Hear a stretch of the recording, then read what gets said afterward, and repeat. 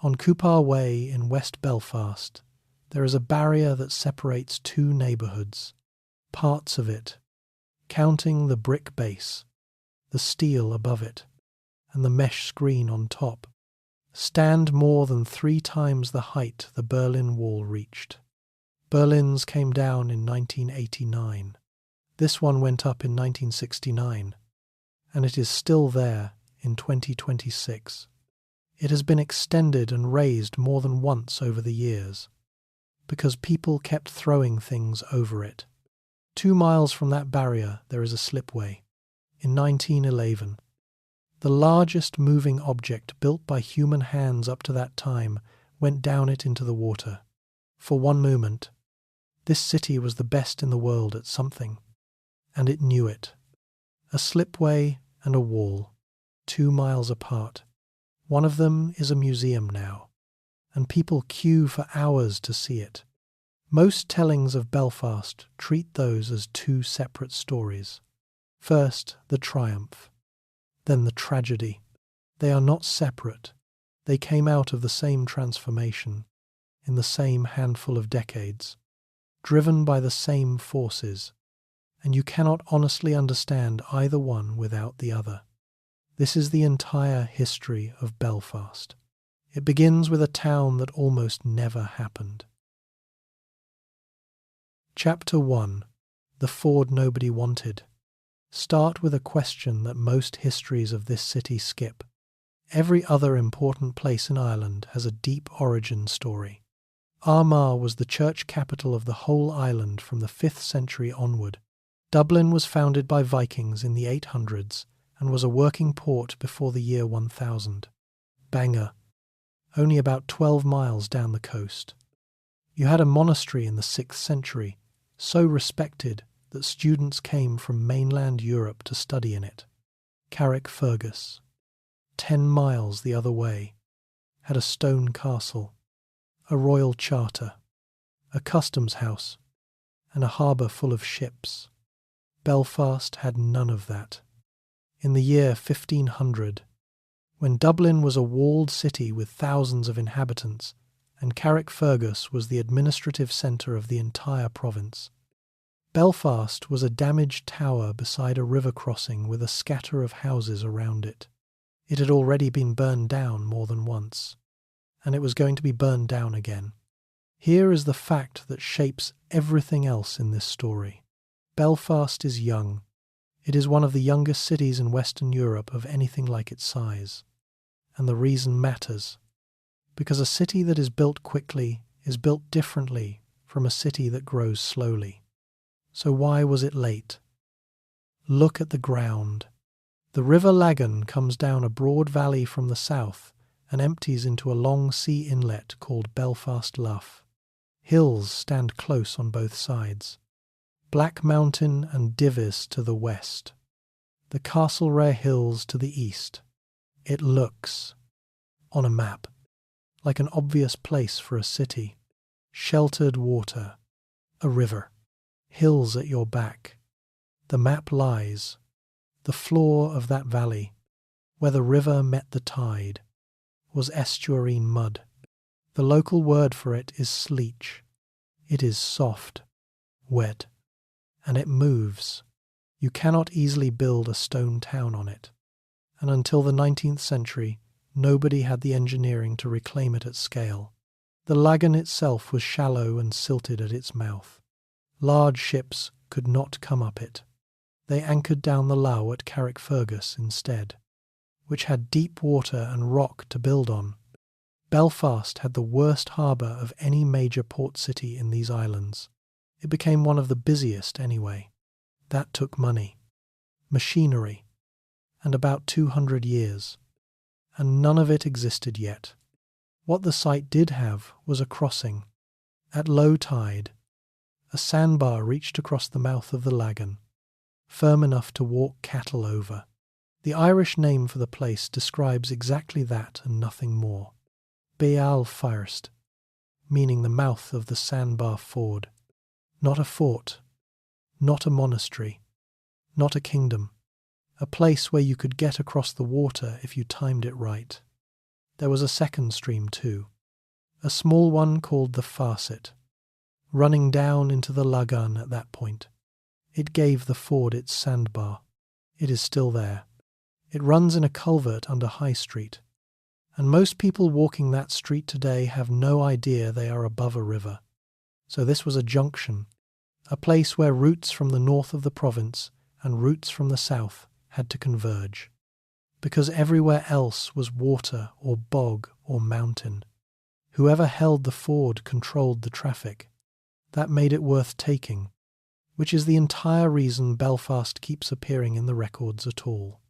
It first appears in a way that would set the pattern. In 1177, an Anglo-Norman knight named John de Courcy invaded the north of Ireland with a small force. He won. He took the province, and he began covering it with stone. His great work was the castle at Carrickfergus, which still stands over the harbour there. The Irish annals placed de Courcy's forces at the ford of Belfast in that same year. What exactly stood at the crossing is less clear than popular accounts suggest. Some sources describe him destroying an existing fort there. Others associate him with holding a castle at the site. The clearer documentary references to a castle at Belfast come later, in the early 1200s, with records of a fortification protecting the ford in the 1220s. That distinction is not pedantry. This story is going to make some strong arguments, and the way to earn the right to make them is to be honest about the places where the evidence is thin. It is thin here. What is not in doubt is the pattern of the next 4 centuries.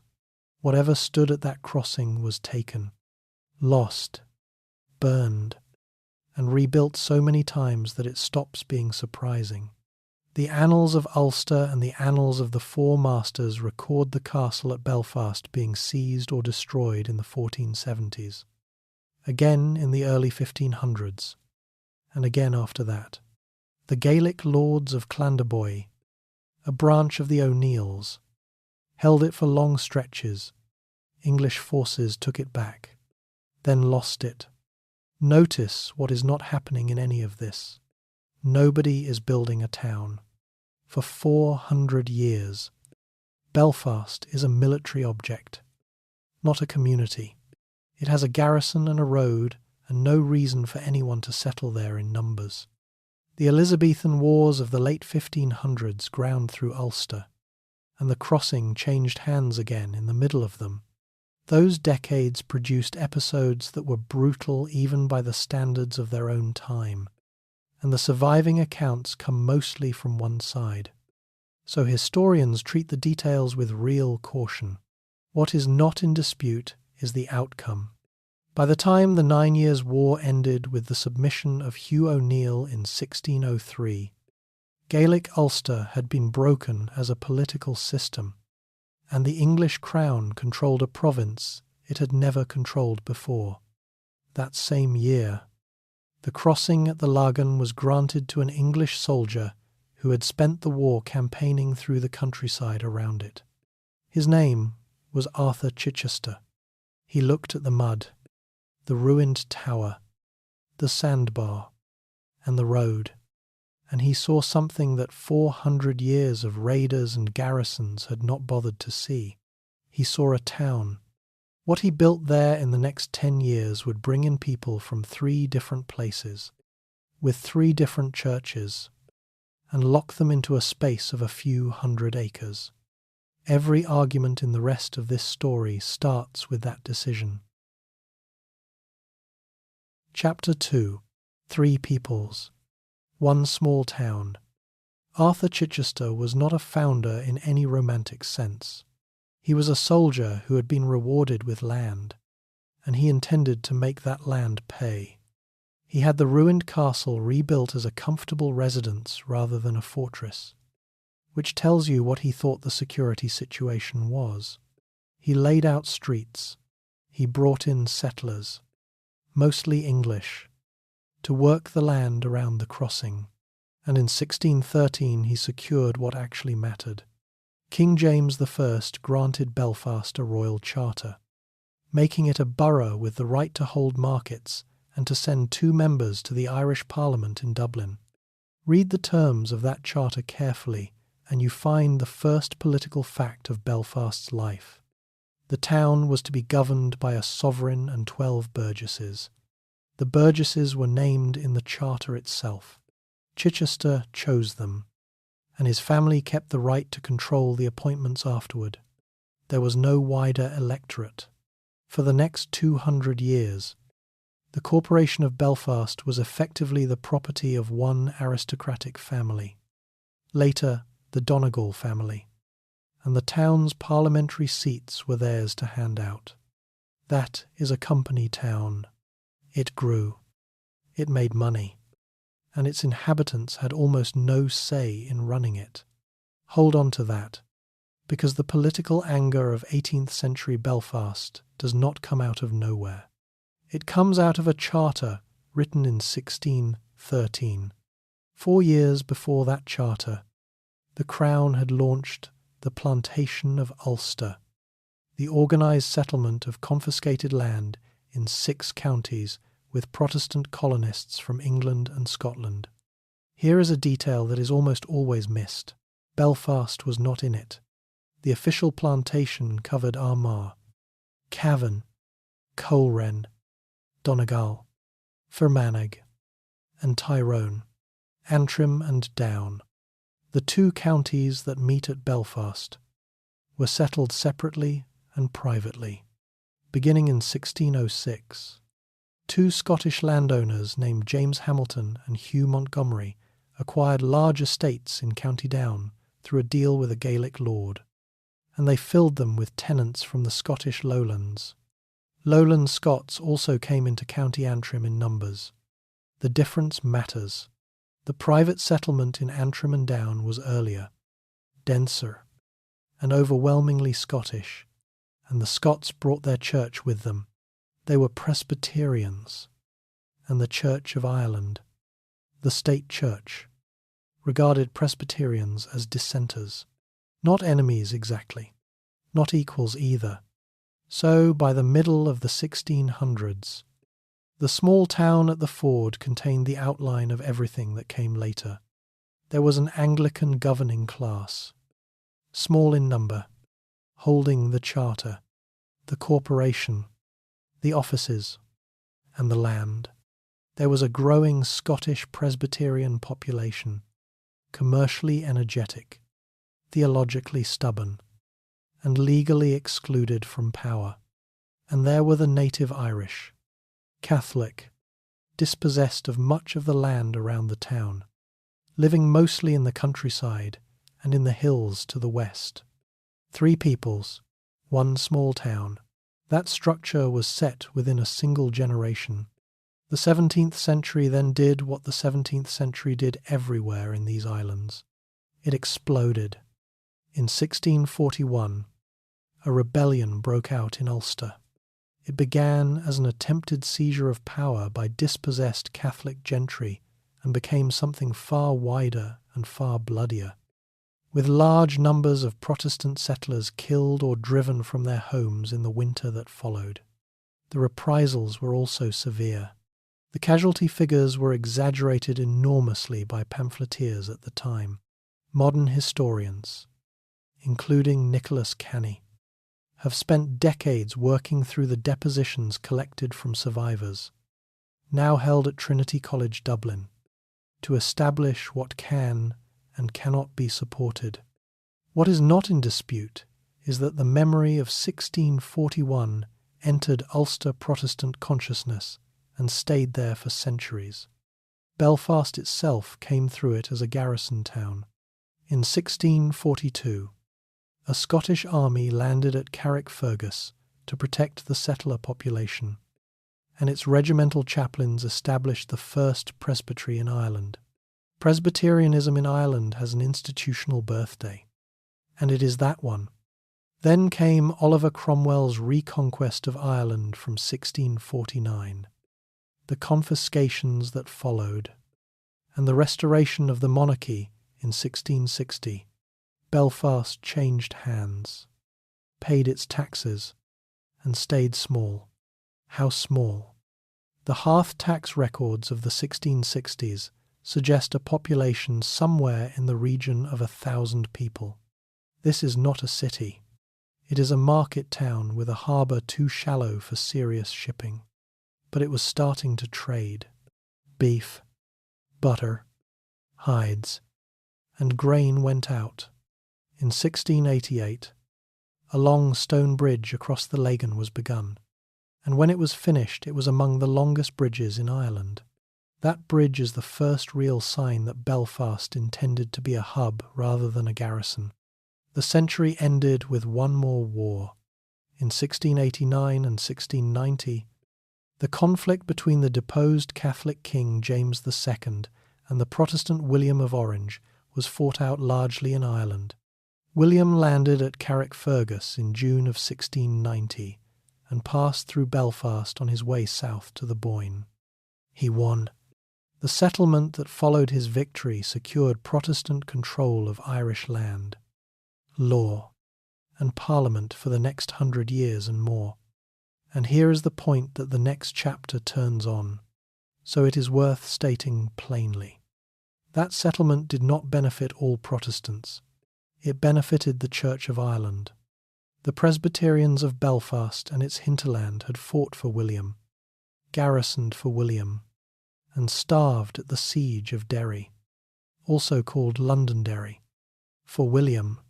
When the fighting stopped, they discovered that the state they had defended still classified them as second-class subjects. Men who have just won a war and been handed a smaller share of the peace do not stay quiet. Chapter 3. When Belfast's Protestants were Irish rebels, if you know one thing about Belfast, it is probably that Protestants and Catholics have been at odds there for a very long time. The 18th century complicates that badly, and it is the most important chapter in this entire story for understanding what came later, because in the 1780s and 1790s, the most radical political movement in Ireland, the one demanding full civil rights for Catholics, was based in Belfast and was led almost entirely by Protestants. Start with why they were angry. The penal laws passed by the Irish Parliament from the 1690s onward were aimed primarily at Catholics, and their effect was severe.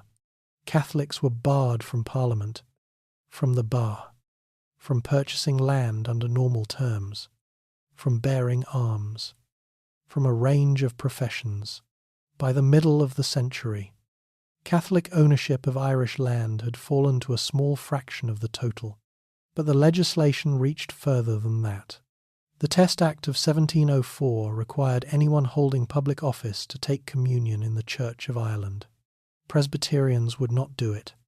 Their whole tradition existed on the principle that no state church could dictate the terms of their worship, so they were shut out of the corporations, the magistracy, and municipal government. In parts of Ulster where Presbyterians were the clear majority of the population, the town corporation was legally required to exclude them. Their marriages were of doubtful legal standing for decades. Their ministers were not recognized, and they still paid tithes to support the clergy of a church they did not attend. Now add the economics. Many Ulster Presbyterians farmed under leases that fell in during the 17-teens and 1720s, and landlords raised the rents sharply. There were bad harvests. The linen trade collapsed in some of those years. The result is one of the great migrations in American history, from about 1718 onward, and in very large numbers after 1763. Ulster Presbyterians left for the American colonies. The estimates historians give for the 18th century vary considerably depending on how the count is defined, running from something over 100,000 at the low end to around 250,000 at the high end. Most of those people sailed from northern Irish ports, and a great many went through Belfast. In America they are usually called the Scotch Irish. They pushed into Pennsylvania, down the Shenandoah Valley, into the Carolina backcountry and beyond, and they became a substantial part of the population of the American frontier. There is a well-known example of what that meant, and it is worth naming because it makes the connection concrete. Andrew Jackson, 7th President of the United States. He was born in the Carolinas in 1767. 2 years after his parents emigrated from the countryside near Carrickfergus, 10 miles from Belfast. The house associated with the family is a heritage site today, and American visitors go to it. They carried their grievance with them, and it had consequences. When news of the American Revolution came back across the Atlantic, Belfast did not treat it as a rebellion against lawful authority. It treated it as vindication. The Belfast Newsletter, founded in 1737 and still publishing today, which makes it one of the oldest surviving newspapers in the English-speaking world, printed the text of the American Declaration of Independence in its edition of the 23rd of August, 1776. The paper has long claimed that this was the first printing of the Declaration anywhere in Britain or Ireland, and historians of the period generally accept that it was among the earliest. Think about what that means.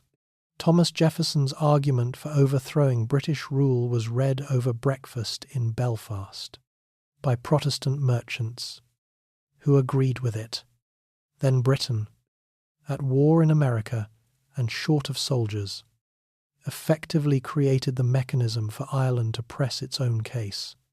With regular troops shipped out and a French invasion threatened, Irish Protestants organised their own local defence forces. They were called the Volunteers. By the early 1780s, there were tens of thousands of them, armed, uniformed, and drilling, and they were entirely outside government control. The Volunteers realised they had leverage, and they used it. At a convention at Dungannon in 1782, volunteer delegates demanded legislative independence for the Irish Parliament. They got a version of it that same year. They also passed a resolution welcoming the relaxation of the penal laws against Catholics. That last point is where Belfast becomes genuinely unusual. On the 30th of May, 1784, the first Catholic chapel in Belfast, St. Mary's in Chapel Lane, opened for worship. A significant part of the money to build it had been subscribed by Protestants of the town. On the day it opened, the Belfast Volunteers, a Protestant force made up largely of Presbyterians, paraded to the chapel in uniform and formed a guard of honour. St. Mary's is still there, on the same site, in the centre of Belfast. You can walk into it. 8 years later, in July of 1792, the town did 2 things in the same week that capture the mood exactly. It held a large public procession celebrating the anniversary of the fall of the Bastille, with banners demanding rights for Catholics, and it hosted the Belfast Harp Festival, an attempt to gather the surviving repertoire of Irish harp music, at which a young organist named Edward Bunting transcribed tunes from the last generation of traditional harpers. Much of what survives of that music survives because of that gathering. Protestant Belfast, in 1 week, celebrated the French Revolution and set out to rescue Gaelic Ireland's musical inheritance. Out of that atmosphere came the organisation that defined the decade. In October of 1791, a small group met in a tavern in Belfast and founded the Society of United Irishmen. The founding members were overwhelmingly Presbyterian merchants and professionals of the town, men such as Samuel Neilson and Thomas Russell and William Drennan. Present at the founding was a young Dublin lawyer, an Anglican named Theobald Wolfetone. Their stated aim was to unite Irishmen of every religious denomination in pursuit of parliamentary reform, and to end the ability of government to divide the country along religious lines. In 1792, they launched a newspaper in Belfast, the Northern Star, to argue the case. Now hold that image and travel about 30 miles southwest. In County Armagh, through those same years, something entirely different was happening. Competition for land and for weaving work between Protestant and Catholic tenants had turned violent. Armed groups formed on both sides. Protestant gangs known as the Peepo Day Boys raided Catholic homes. Catholic groups called the Defenders organized in response, and the raiding ran in both directions. In September of 1795, a confrontation between these groups near the village of Loughgall ended in deaths and became known as the Battle of the Diamond. On the same day, the victors founded a new organization to defend Protestant interests. They called it the Orange Order. In the months that followed, large numbers of Catholics were driven out of County Armagh entirely. Many went west into Connacht. Some came to Belfast. Two things were therefore true at the same moment, in the same province, in the same decade. In Belfast, Protestants were organizing to win rights for Catholics in Armagh. Protestants were organizing to expel them. This is the single most important thing to understand about Ulster, and it is why simple explanations of this place always fail. Sectarian division here has never been automatic. It is not written into the soil. It rises and falls depending on what people are competing for, and on how close together they have to live while they compete. Belfast in 1792 was a town of about 18,000 people, with a very small Catholic population and a booming, confident merchant class. It could afford generosity. Armagh was a crowded rural district where two communities were fighting over the same looms and the same fields. Remember that distinction. In about 60 years, Belfast is going to look a great deal more like Armagh, at 10 times the scale. The Belfast radicals ran out of time first. Government repression of the United Irishmen intensified from 1796. The Northern Star office was wrecked by troops. Leaders were arrested. When the rebellion finally came in the summer of 1798, it came in fragments rather than as one coordinated rising. In County Antrim, the insurgent force was led by Henry Joy McCracken, a Belfast Presbyterian from a family of prosperous manufacturers. He attacked the town of Antrim on the 6th of June, 1798, and was defeated in County Down. A force under Henry Munro, also a Protestant, was defeated at Ballynahinch a few days later. The rank and file of both armies were largely Presbyterian farmers and weavers. McCracken went on the run in the hills above Belfast, and here the story acquires the person who is going to carry this chapter into the next one. His sister was Mary Ann McCracken.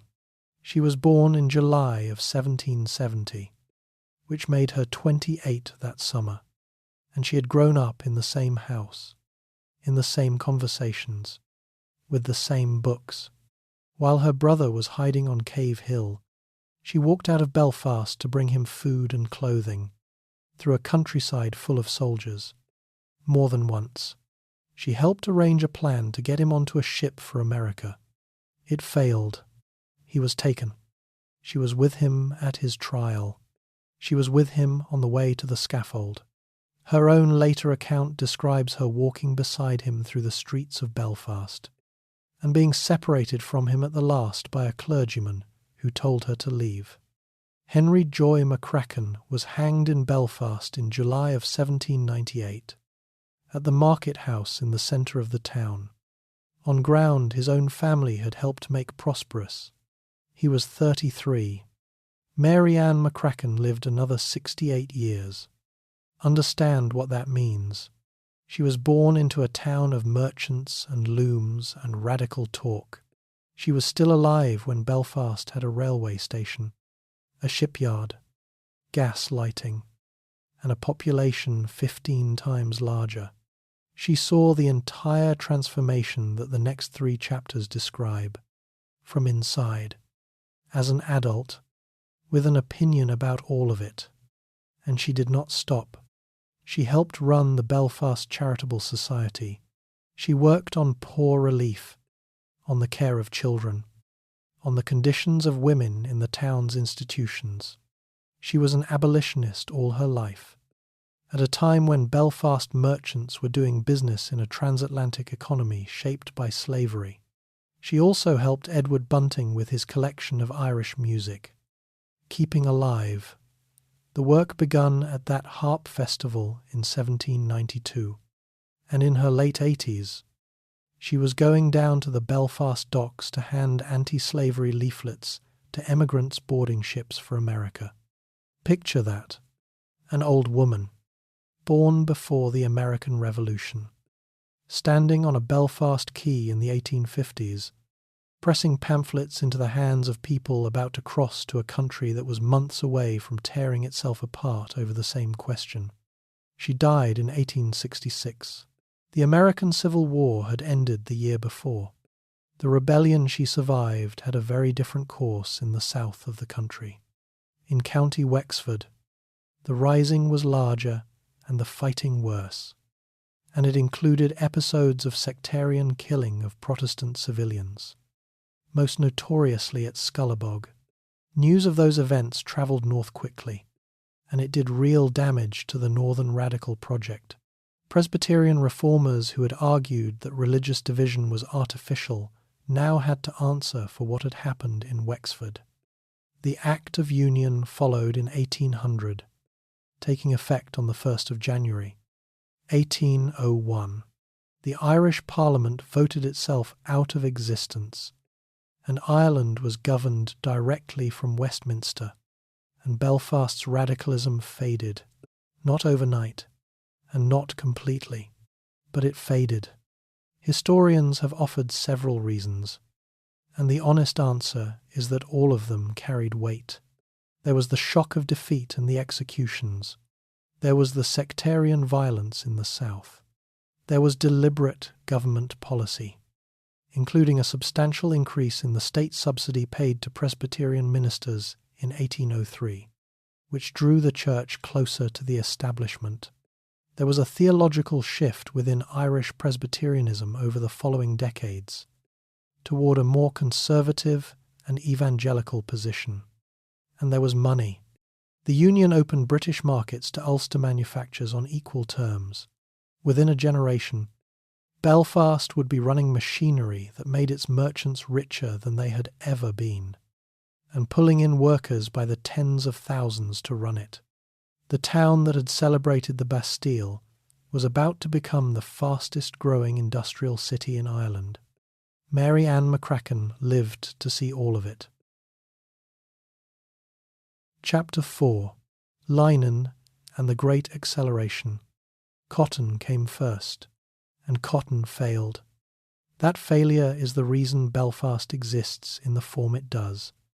So, it is worth starting there rather than with the linen everyone remembers.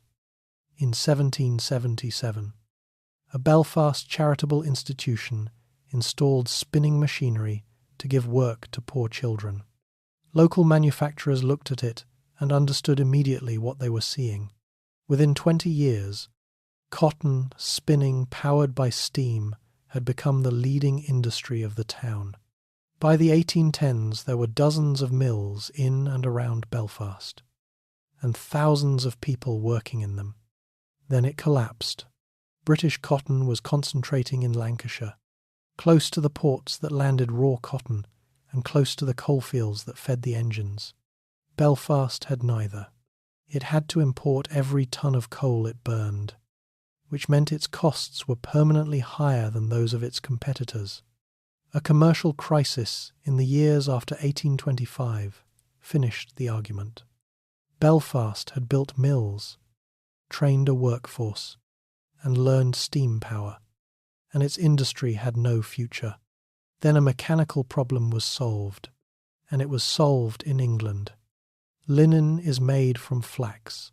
Flax fibre is difficult, and every attempt to spin fine linen yarn by machine had produced thread that was coarse and weak. In 1825, an engineer named James Kay, working in Leeds, patented a wet spinning process in which the flax roving is drawn through hot water before spinning. It softened the material enough to spin fine yarn by machine at last. Kay's invention was not made in Belfast. What Belfast did was adopt it faster and push it further than anyone else. The firm most associated with that decision is T&A Mulholland. Their cotton mill on York Street burned down in 1828. Rebuilding.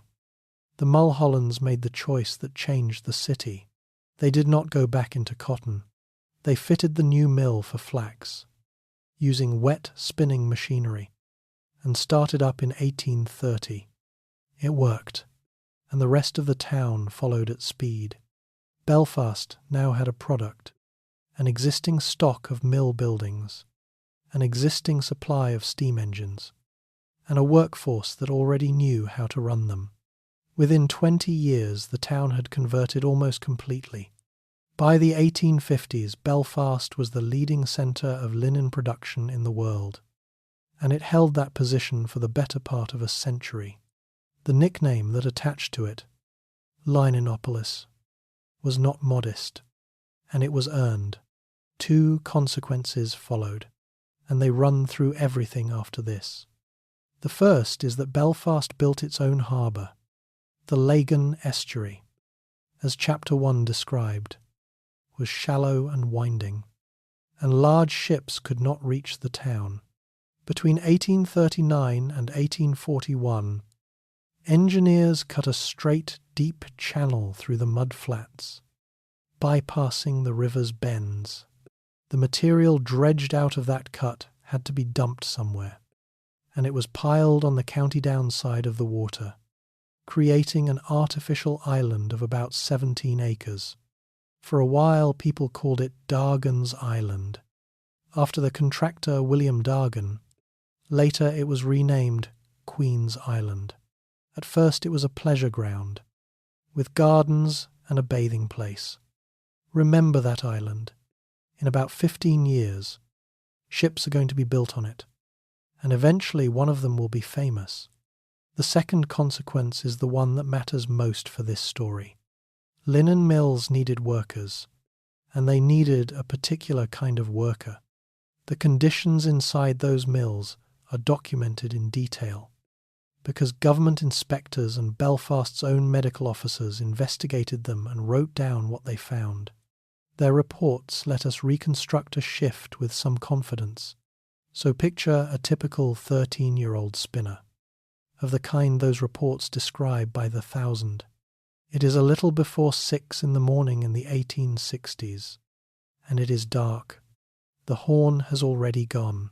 She walks the few hundred yards from her family's house to the mill gate, because everyone walks, because there is no transport and no need for it, because the whole point of where she lives is that it is close to where she works.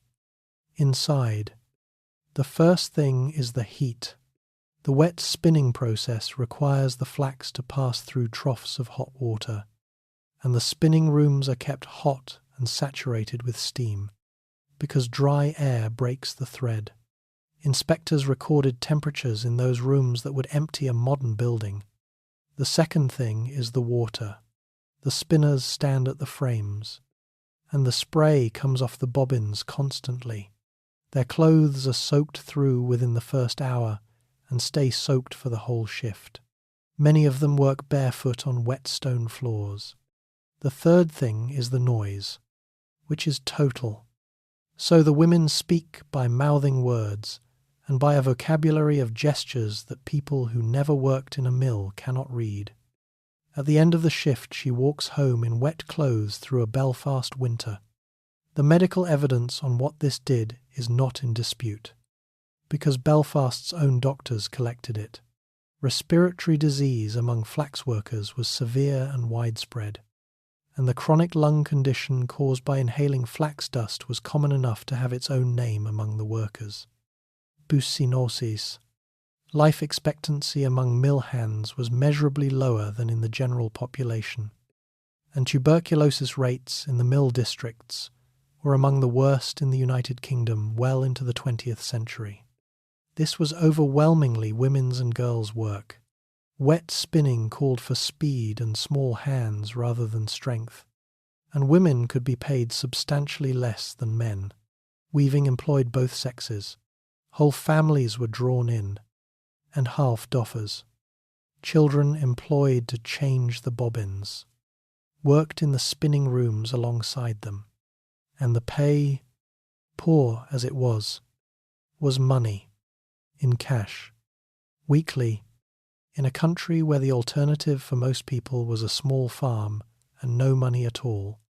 That is why they came, not because the mills were good, because the countryside was worse, and the population of Belfast did something that almost no city in Europe was doing at that speed. In 1800, Belfast held roughly 20,000 people. In 1831, about 53,000. In 1851, about 98,000. By 1871, over 170,000. By 1901, close to 350,000.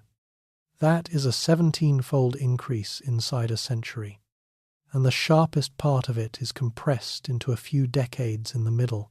Belfast grew faster in the 19th century than Dublin, faster than most English industrial towns, and it did it on a floodplain of soft mud with a street plan designed for a market town of 18,000. Now ask the question that the rest of this chapter turns on. Where did all those people come from? Not from abroad. Belfast was not New York.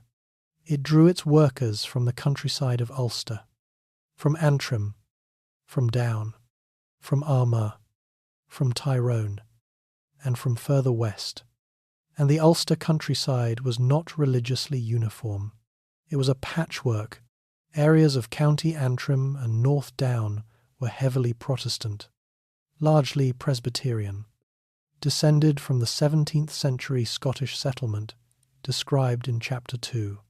Areas to the west and south, in Tyrone, in South Armagh, in South Down, were heavily Catholic.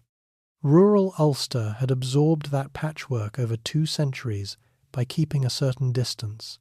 Different townlands, different churches at different ends of the parish.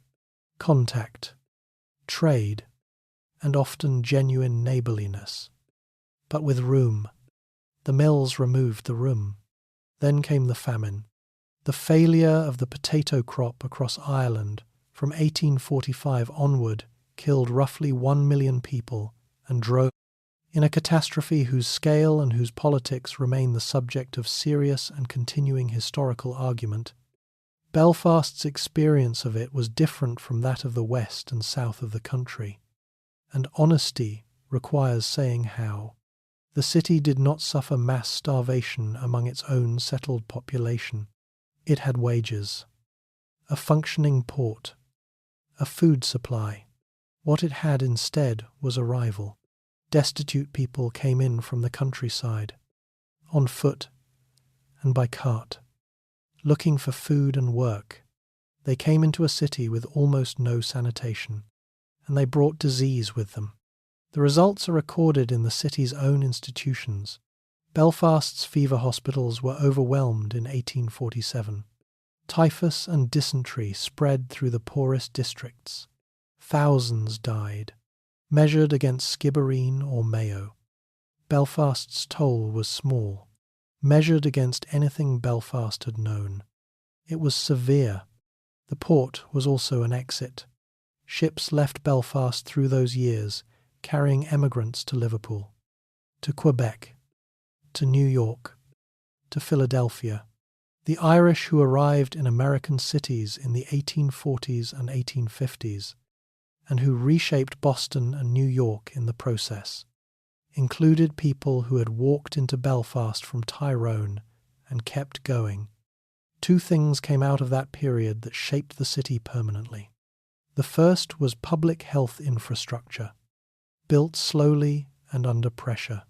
The second was demographic. The Catholic share of Belfast's population, which had been very small in the 1790s, rose through the first half of the 19th century and reached roughly a third by mid-century. It has stayed within a broad band around that ever since. So place the pieces side by side. Take two rural populations who had lived at a distance from one another for 200 years, with separate churches, separate schools, separate memories, and in the Protestant case, a folk memory of 1641, and in the Catholic case, a folk memory of dispossession and the penal laws, move tens of thousands of them, within a couple of decades, into a few square miles of new terraced housing thrown up beside the mills. Give them wages that depend on getting and keeping a job in an industry where the hiring is done by foremen who come from one community or the other. Add a famine and a wave of frightened arrivals. Do all of it in a city whose corporation was, until the reforms of 1840, still effectively the property of one aristocratic family. So there was no experienced civic authority, no professional police force worth the name, and no tradition of neutral administration. That was how an old political division acquired a street address. Be careful with that sentence, because it is not the whole explanation, and this video is not going to pretend it is. The division did not begin in the mills. It came out of plantation, penal law, land, and 2 centuries of separate institutional life.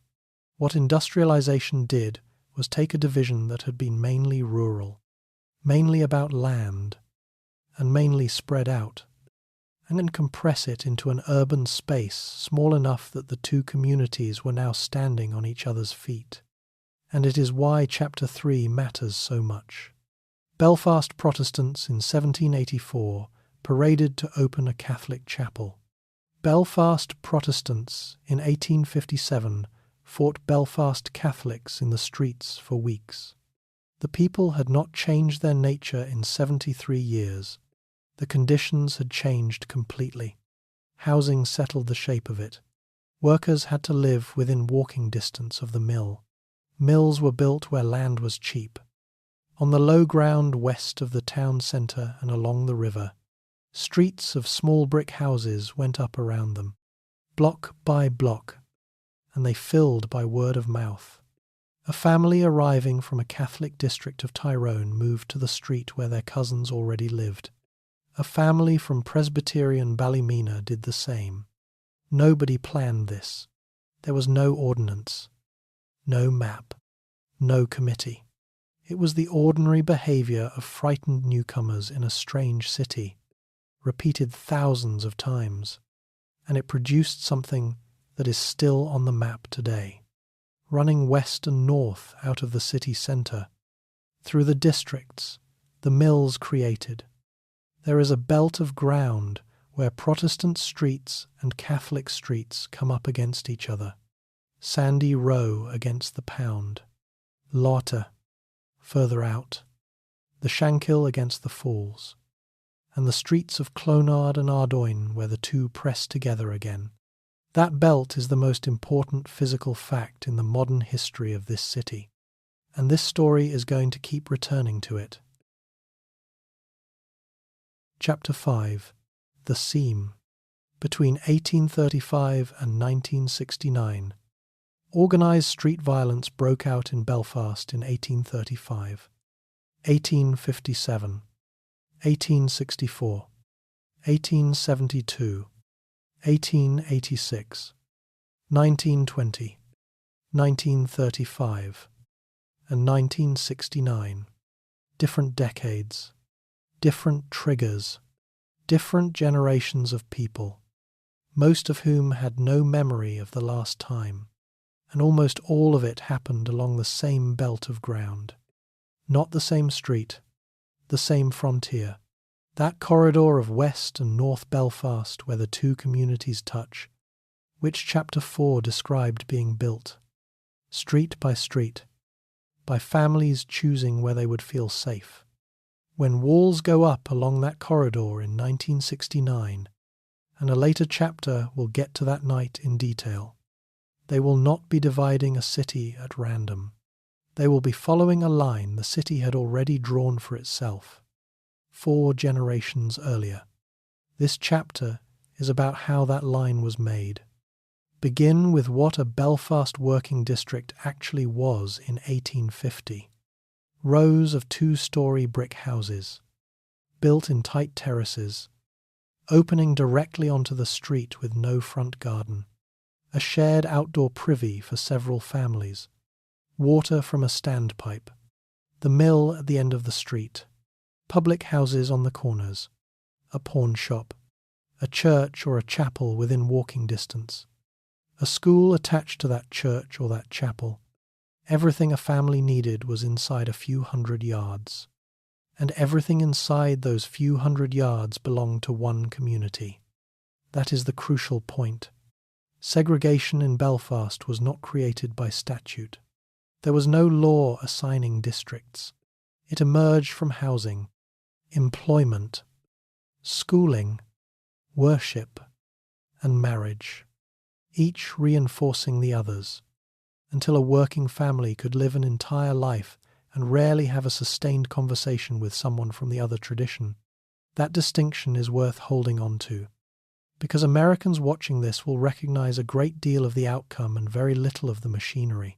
When American cities produced comparable separation, the tools included law and contract, from covenants written into deeds to federal lending policy in the 20th century. Belfast reached a similar result with almost none of that. Nobody had to write it down. And when 2 such districts touch, the point where they touch carries all the pressure. The first serious collision came on the 12th of July, 1835. The 12th of July is the annual commemoration by the Orange Order of William of Orange's victory at the Boyne in 1690. The Order, founded in Armagh in 1795, as Chapter 3 described, had spread into Belfast with the rural migration. Its parades moved through public streets, with drums and banners, and their routes ran near or through districts where the people watching did not share the sentiment. Parading is central to this story, and it has to be explained carefully, because it is where 2 entirely reasonable positions collide head-on. From the Orange side, a parade on the 12th is a lawful commemoration of a real historical event and an expression of a community's identity on the public roads of its own country. To be told where it may not walk is to be told it is less than a full citizen. From the Catholic and nationalist side, a parade of that kind passing a Catholic district is not a neutral act of memory. It is a demonstration of who holds the ground, conducted by an organization from which Catholics are excluded, accompanied by music whose lyrics many find deliberately provocative. Both of those positions are held sincerely by large numbers of people. Neither is going to persuade the other. That is why parading disputes in this city have outlasted almost every other issue in it. The 1835 violence brought a parliamentary inquiry and a temporary ban on party processions. But it was the 1850s that established the pattern permanently. In 1857, an open-air preacher named Thomas Drew delivered a sermon in Belfast on the 12th of July that was, by any standard, incendiary. Rioting followed, and it did not stop. It ran, on and off, through July, August, and into September. Crowds fought along the Sandy Row and Pound boundary. Houses were wrecked. The police, drawn largely from outside Belfast, lost control of whole districts for days at a time. The government sent a commission of inquiry, and the report it produced in 1858 is one of the most valuable documents in Belfast's history, because it was written by outsiders who had no stake in the argument. The commissioners identified several things.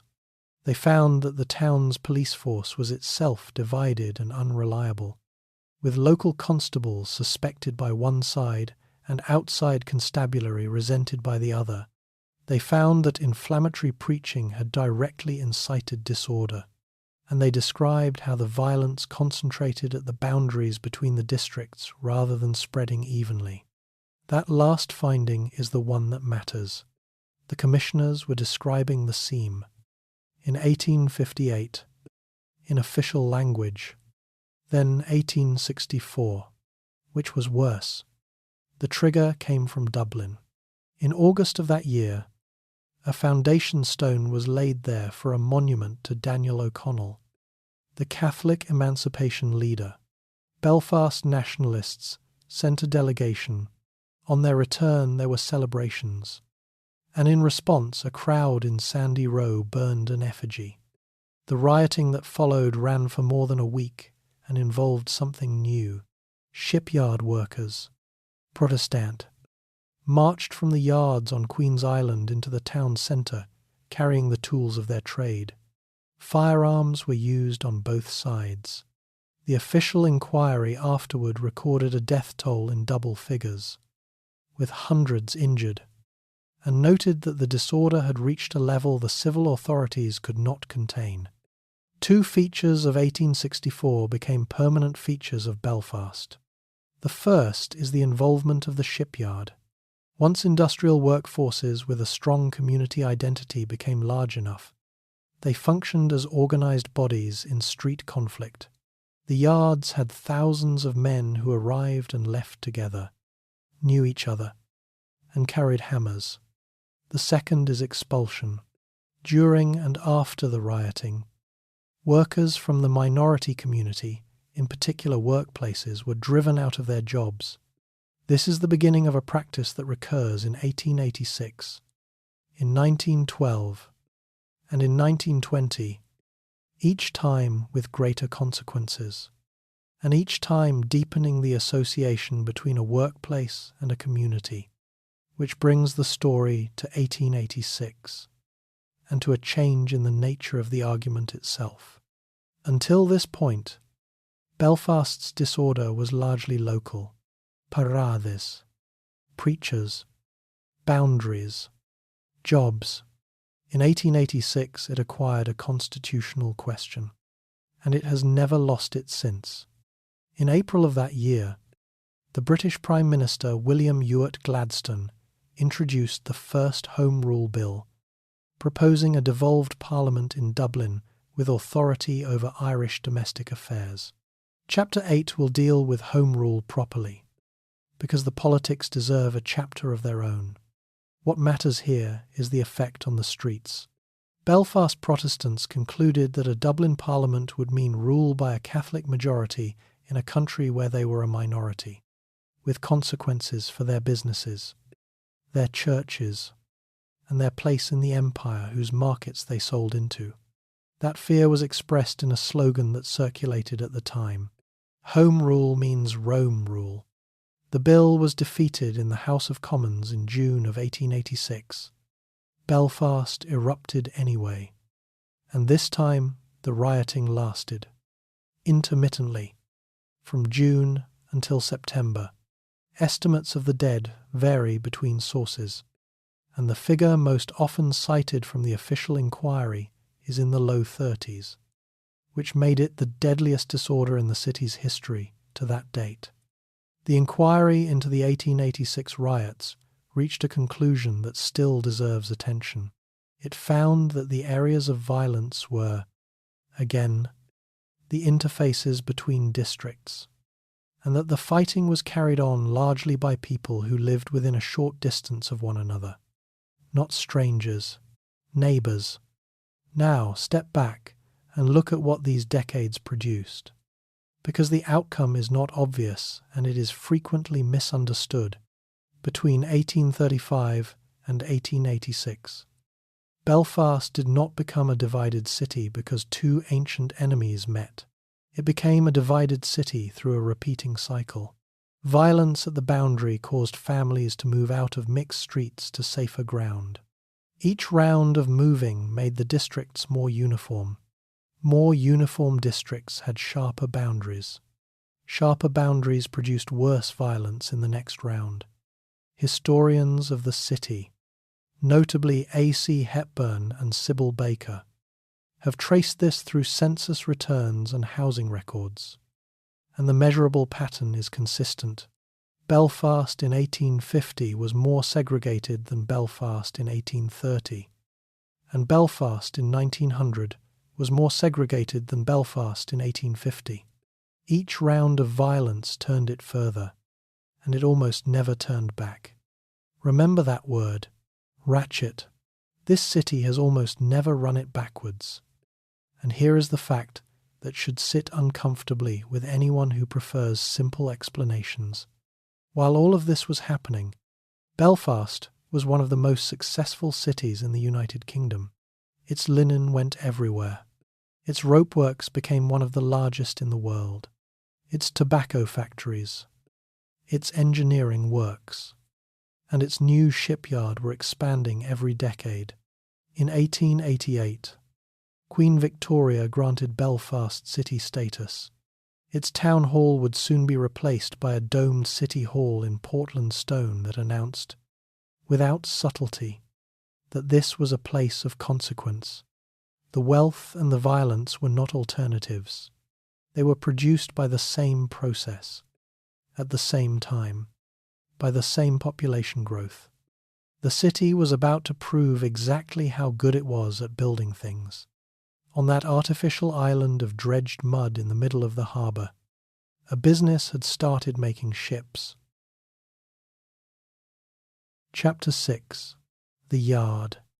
Belfast had no iron ore. It had no coal. It had no tradition of shipbuilding worth the name. And it had a harbour that engineers had been obliged to dig out of the mud 15 years earlier. By the early 1900s, it was launching a greater tonnage of shipping from a single yard than anywhere else on Earth. That is one of the strangest industrial outcomes of the 19th century. And it happened because of a small number of decisions made by a small number of people. This chapter is about those decisions, and about the second thing the yard built alongside the ships, which was a workforce that looked nothing like the city around it. The beginning was unpromising. In 1853, a Belfast ironworks owner named Robert Hickson leased ground on Queen's Island, the artificial island of dredged spoil that Chapter 4 described, and began building iron ships. He had trouble finding a manager. In 1854, he hired a 23-year-old Yorkshireman named Edward Harland, who had trained on the Tyne and the Clyde. Harland arrived in a town that did not want him. He cut wages, imposed timekeeping, and banned smoking in the yard, and the workforce went on strike against him more than once. He was not a popular man, and he did not appear to mind. In 1858, Hickson sold him the yard for £5,000. Harland was 27. He then did something almost nobody else was doing, and it is the technical reason Belfast succeeded. Wooden ships had rounded bottoms because that is how you build a hull from curved timber. Iron shipbuilders had gone on copying that shape out of habit. Harland reasoned that iron did not need to imitate wood. He designed hulls that were flat-bottomed with squared bilges, and he made them far longer relative to their width than convention allowed. Then he replaced the wooden upper deck with an iron one, which turned the whole hull into a single rigid box girder. The result carried far more cargo for the same power, and it was stronger. Rival yards mocked the appearance and called the early examples coffin ships. Then they copied the design. The first customers were the Bibby line of Liverpool, and the ships worked. But Harland needed capital, and he needed connections, and both arrived in the form of one young man. In 1857, Harland took on a personal assistant named Gustav Wilhelm Wolff. Wolff had been born in Hamburg in 1834, and he was the nephew of Gustav Christian Schwabe, a Liverpool financier with an interest in the Bibby line. Wolfe was a competent engineer in his own right and an outstanding salesman. In 1861, the two men formed a partnership. Pause on this, because it matters for what the city later became. The most famous industrial name in Ulster history belongs to an Englishman from Scarborough and a German from Hamburg. Neither was born in Ireland. Neither was a Presbyterian. Wolfe came from a Jewish family that had converted to Lutheranism. The yard that became the emblem of Ulster Protestant industry was founded by two immigrants, in a city about to spend a century arguing over who belonged in it. Wolfe's uncle then delivered the arrangement that made the fortune. In 1868, a Liverpool shipowner named Thomas Ismay bought the name and goodwill of a bankrupt company called the White Star Line, intending to run passengers across the North Atlantic. Schwabe agreed to invest, on one condition. White Star would build its ships at Harland and Wolff. The terms of the relationship that followed were unusual and enormously valuable. There was no competitive tender. Harland and Wolff built White Star's ships at cost, plus an agreed percentage of profit, and White Star built nowhere else. That single agreement removed the thing that killed most Victorian shipyards, which was the constant need to undercut rivals on price. Harland and Wolff could spend money on quality and on experiment, because the customer paid the bill either way, and the customer got a builder with no incentive to cut corners. The arrangement lasted for decades. The first great product of it was the Oceanic of 1870. She was long and narrow. Her first-class accommodation was moved amidships where the motion was least. She had running water and electric bells in the cabins, and her dining saloon ran the full width of the hull. Passenger travel across the Atlantic changed shape around her. By then, a third figure had entered the yard, and he would run it for 40 years.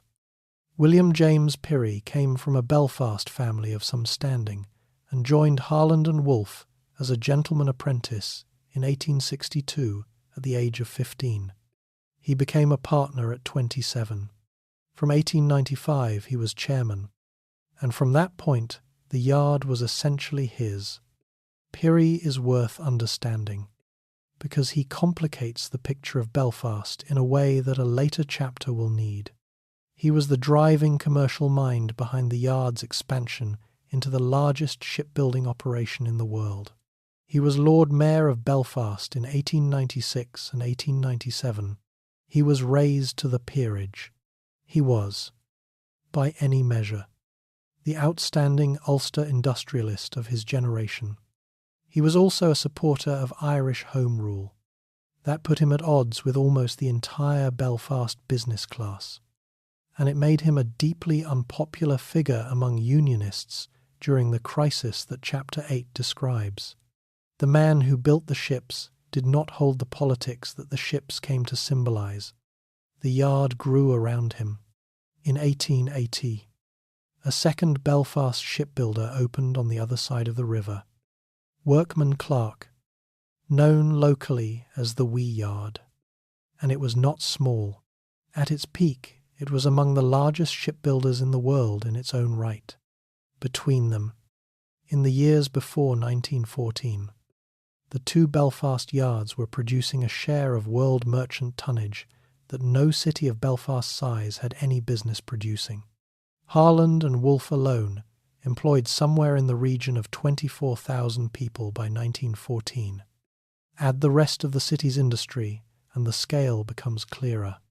The Belfast Rope Works was among the largest rope-making businesses in the world. Gallagher's tobacco factory made a similar claim in its own trade. The linen mills were still running. Belfast at the turn of the century was, in output per head, one of the most productive places in the United Kingdom.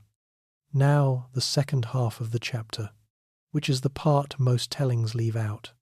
Who worked in the yard? The shipyard workforce was overwhelmingly Protestant. That is not disputed by any serious historian of the period. The estimates vary by year and by source, but studies of the workforce in the decades around 1900 generally place the Catholic share of shipyard employment in the range of a few percent up to around 10%. At a time when Catholics were roughly a quarter of Belfast's population, there was no law requiring this. There was no company policy stating it. Harland and Wolff never published a rule excluding Catholics. And Pirrie himself, as noted, was a Home Rule man. So how did it happen? Through the same process that produced the segregated streets in Chapter 5, applied to work instead of housing. Hiring in the yard was done at the level of the trade and the squad. A foreman needed men. He took on men he knew, or men recommended by the men he already had. Apprenticeships in skilled trades passed from father to son and from uncle to nephew. The skilled trades themselves had come to Belfast largely from Scotland and from the north of England, and from Protestant districts of Ulster. Once that pattern was established, it did not need enforcement. It reproduced itself every time a job came up. A young man from the Falls Road had no cousin on the plater's squad to speak for him, so he did not get the start. So his son had no cousin either. And on top of that ordinary process sat the extraordinary one, which was expulsion. Chapter 5 described the shipyard workers coming out of Queen's Island in 1864. It happened again. In 1886 during the first Home Rule crisis, in 1893 during the second, in 1912 during the third, when after a violent incident at Castle Dawson in County Derry, also called Londonderry, Catholic workers and some Protestant workers known to favour Home Rule were driven out of the Belfast yards in numbers. Each time, a proportion of those expelled never came back. This is where the honest reckoning of Belfast's industrial achievement has to sit. The yard was a genuine triumph of engineering and enterprise. The men who worked in it, and their families, took real and justified pride in it, and that pride was earned. It was also, in practice, closed to a large part of the city that surrounded it. Both statements are true. Neither cancels the other. A history that reports only the first is advertising. A history that reports only the second cannot explain what 15,000 men felt when a hull went down the Slipway. And the work itself was hard beyond modern imagining. Riveting was done by squads working in noise that destroyed hearing within a few years. Men worked at height on staging with no harness. Ships were built in the open weather of a Belfast winter. Injury was routine, and death was not rare. There is a boy who should be introduced here, because he is going to matter in the next chapter, and almost nobody knows his name. Samuel Joseph Scott was born in Belfast in 1895. He grew up in Templemore Street, in the east of the city, a few minutes' walk from the yard, in one of those terraced streets described in Chapter 5. There is nothing remarkable in the record about the family at all, which is the point. He went to work at Harland and Wolff as a catch boy. That is the youngest position in a riveting squad.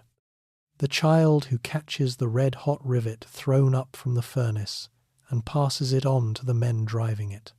He was 15 years old. Hold on to him. By 1907, Harland and Wolff had built every major White Star vessel for nearly 40 years, and the White Star Line had a problem. Its rival Cunard had launched the Lusitania and the Mauretania, the fastest liners in the world, subsidized by the British government. White Star could not match them for speed, and Pirrie and the new White Star chairman J. Bruce Ismay decided not to try. They would compete on size and on comfort instead. 3 ships, larger than anything afloat, running a weekly service. The yard was rebuilt to make them. 3 slipways were replaced by 2 enormous ones, and over them the The Glasgow firm of Sir William Arrol and Company erected a steel gantry more than 200 feet high, the largest structure of its kind in the world. The first hull laid down under it was given the yard number 400. She was called Olympic. The next one, laid down alongside her, was yard number 401. Chapter 7. Yard number 401. The keel of yard number 401 was laid on the 31st of March, 1909. Harland and Wolff numbered its hulls in a simple running sequence as orders came in, and hers was 401. Olympic, laid down 3 months earlier, was 400, the third ship of the class, later named Britannic, was ordered afterward and took the number 433. That sequence is worth stating plainly at the start, because a story about the number is going to need dealing with before this chapter ends. For the next 2 years and 2 months, the 2 Olympic-class hulls rose side by side beneath the Arrol gantry. Harland and Wolff employed something like 15,000 people at the yard in this period, and the workforce moved between projects as the work required. So the 2 hulls passed through the hands of a very large proportion of them. In the mornings they came in on foot from the Newtownards Road and the Albert Bridge Road in the dark, thousands at once, in flat caps, carrying their lunch. When the horn went at the end of the shift, the streets around the yard filled so completely that traffic stopped. The construction was straightforward in principle and brutal in practice. A steel skeleton of frames rose from the keel. Plates were lifted into place and fixed with rivets driven hot by hand. More than 3 million rivets went into the hull. A rivet squad worked to a rhythm. A boy heating the rivet in a portable furnace. Another catching it and passing it. 2 men hammering it home before it cooled. Pay depended on the number driven, which meant the pace never eased. Researchers working from yard records, press reports, and death certificates have identified 8 men and boys who died building her, and the accident books record well over 200 injuries. Samuel Scott, the catch boy from Templemore Street introduced in the last chapter, was the first. He fell from staging on the hull on the 20th of April, 1910, and fractured his skull. He died the same day. He was 15 years old. He had been working on the ship for a little over a year. He was buried in the city cemetery in a grave with no headstone. And for the next 99 years, there was nothing on the surface to say he had ever existed.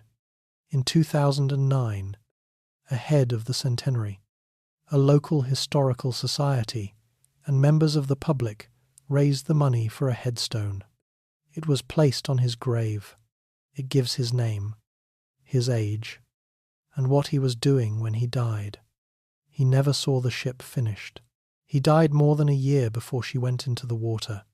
The others were John Kelly, Ninetén, William Clark, 30, Robert Murphy, 20, James Dobbin, 43, who was crushed by falling timber while the launch supports were being cleared, and died the following day. The launch was on Wednesday, the 31st of May, 1911, at 12 minutes past noon. Something like 100,000 people watched it. In a city of about 380,000, they stood along the County Down shore, on the roofs of the sheds, on the far bank of the Lagan. Grandstands had been put up. Tickets were sold in aid of a local hospital. More than 20 tons of tallow, swab, and train oil had been spread on the ways to let her move. She took 62 seconds to enter the water. 2 details of that morning are usually omitted, and both are worth having. The first is that what went into the water was an empty steel shell. There were no engines in her, no funnels, no interiors, no name painted on the bow. She was a hull. Fitting out took another 10 months alongside the Deepwater wharf. The second is that White Star did not name a ship at launch with a bottle of champagne. There was no christening ceremony at all. Harland and Wolff did not do them. The same day, in the same harbour, the completed Olympic was handed over to White Star and sailed for Liverpool. The yard delivered one record-breaking liner and launched another before lunch. She left Belfast for the first and last time on the 2nd of April, 1912, ran her trials in Belfast Lough and the Irish Sea in a single day, and set course for Southampton that evening, then Southampton to Cherbourg to Queenstown, now called Cobe, and out into the Atlantic on the 11th of April. At 20 minutes to midnight on Sunday the 14th, she struck ice. She sank at 20 minutes past 2 on the morning of the 15th. The number of dead is not precisely known, because the passenger and crew lists contained errors and some people travelled under other names. The British Inquiry recorded 1,503 deaths. The American Inquiry gave a slightly higher figure. Modern researchers generally place the total somewhere around 1,500, from about 2,200 aboard. Among the dead were 9 men from Belfast, who did not have to be there.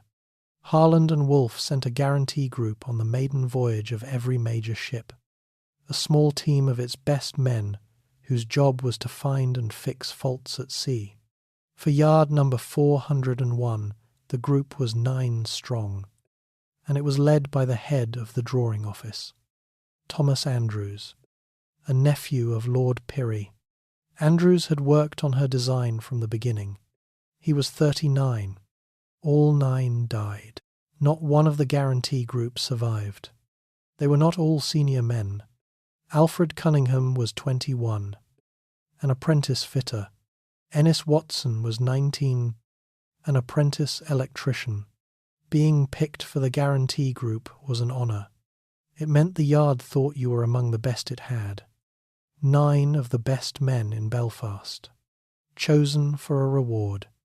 The city learned what had happened the way everyone else did, from the newspapers, over several days, as the reports contradicted one another. The first bulletins said all passengers were saved and the ship was being towed. Crowds gathered outside the newspaper offices in Royal Avenue and outside the Harland and Wolff offices, waiting for lists. Now the part of this story that is genuinely Belfast's, and that almost no telling gets to. What does it do to a city when the thing it built with its own hands kills 1,500 people? It made the city defensive, and it made the city quiet, and it stayed both for most of a century. The defensiveness produced a phrase that attached itself to Belfast in local memory and is still repeated there today. She was all right when she left here. There is no way to trace who first said it, and it should be treated as folk memory rather than a documented quotation. But the sentiment behind it is well attested in the record. Belfast believed, and to a substantial extent the official findings agreed, that the ship had not failed. She had been driven into an ice field at high speed on a moonless night. The British Inquiry under Lord Mersey found that the loss was caused by excessive speed in conditions where ice had been reported, and it did not find fault with the builders. The Quiet is harder to explain and more interesting. For most of the 20th century, Belfast did not commemorate this ship. There was a memorial, unveiled in 1920 and now standing in the grounds of City Hall. And there were the private griefs of the families involved. But there was no museum, no tour, no civic claim. Visitors to Belfast in 1960 or 1980 would have found the subject close to absent from public life. Several things were working at once. There was embarrassment. There was the fact that within 8 years of the sinking, the city was consumed by a political crisis and then by violence, which chapters 8 and 9 describe, and it had more urgent things to think about. There was the Second World War, in which the yard did essential work, and after the 1960s, Belfast had a reputation problem so severe that no tourist industry existed to sell anything to. The reversal, when it came late and came fast, and Chapter 14 will deal with it. Before leaving this, there are 4 claims about the ship that circulate constantly, and that a careful account has to sort out. Getting them right matters, because Belfast is the place most often accused in them. The first is the yard number myth. There is a persistent story that the ship's yard number read in a mirror, spelled an anti-Catholic slogan, and that Belfast Catholics therefore regarded her loss as judgment. The claimed number is 390904. It is not a real number. As this chapter opened by stating, the yard numbered hulls in a running sequence, and hers was 401, which is recorded in the yard's own surviving documentation. The story appears to have grown up during the 20th century, and it is false. It is repeated in good faith by a great many people, so it is worth stating clearly. The second is the word unsinkable.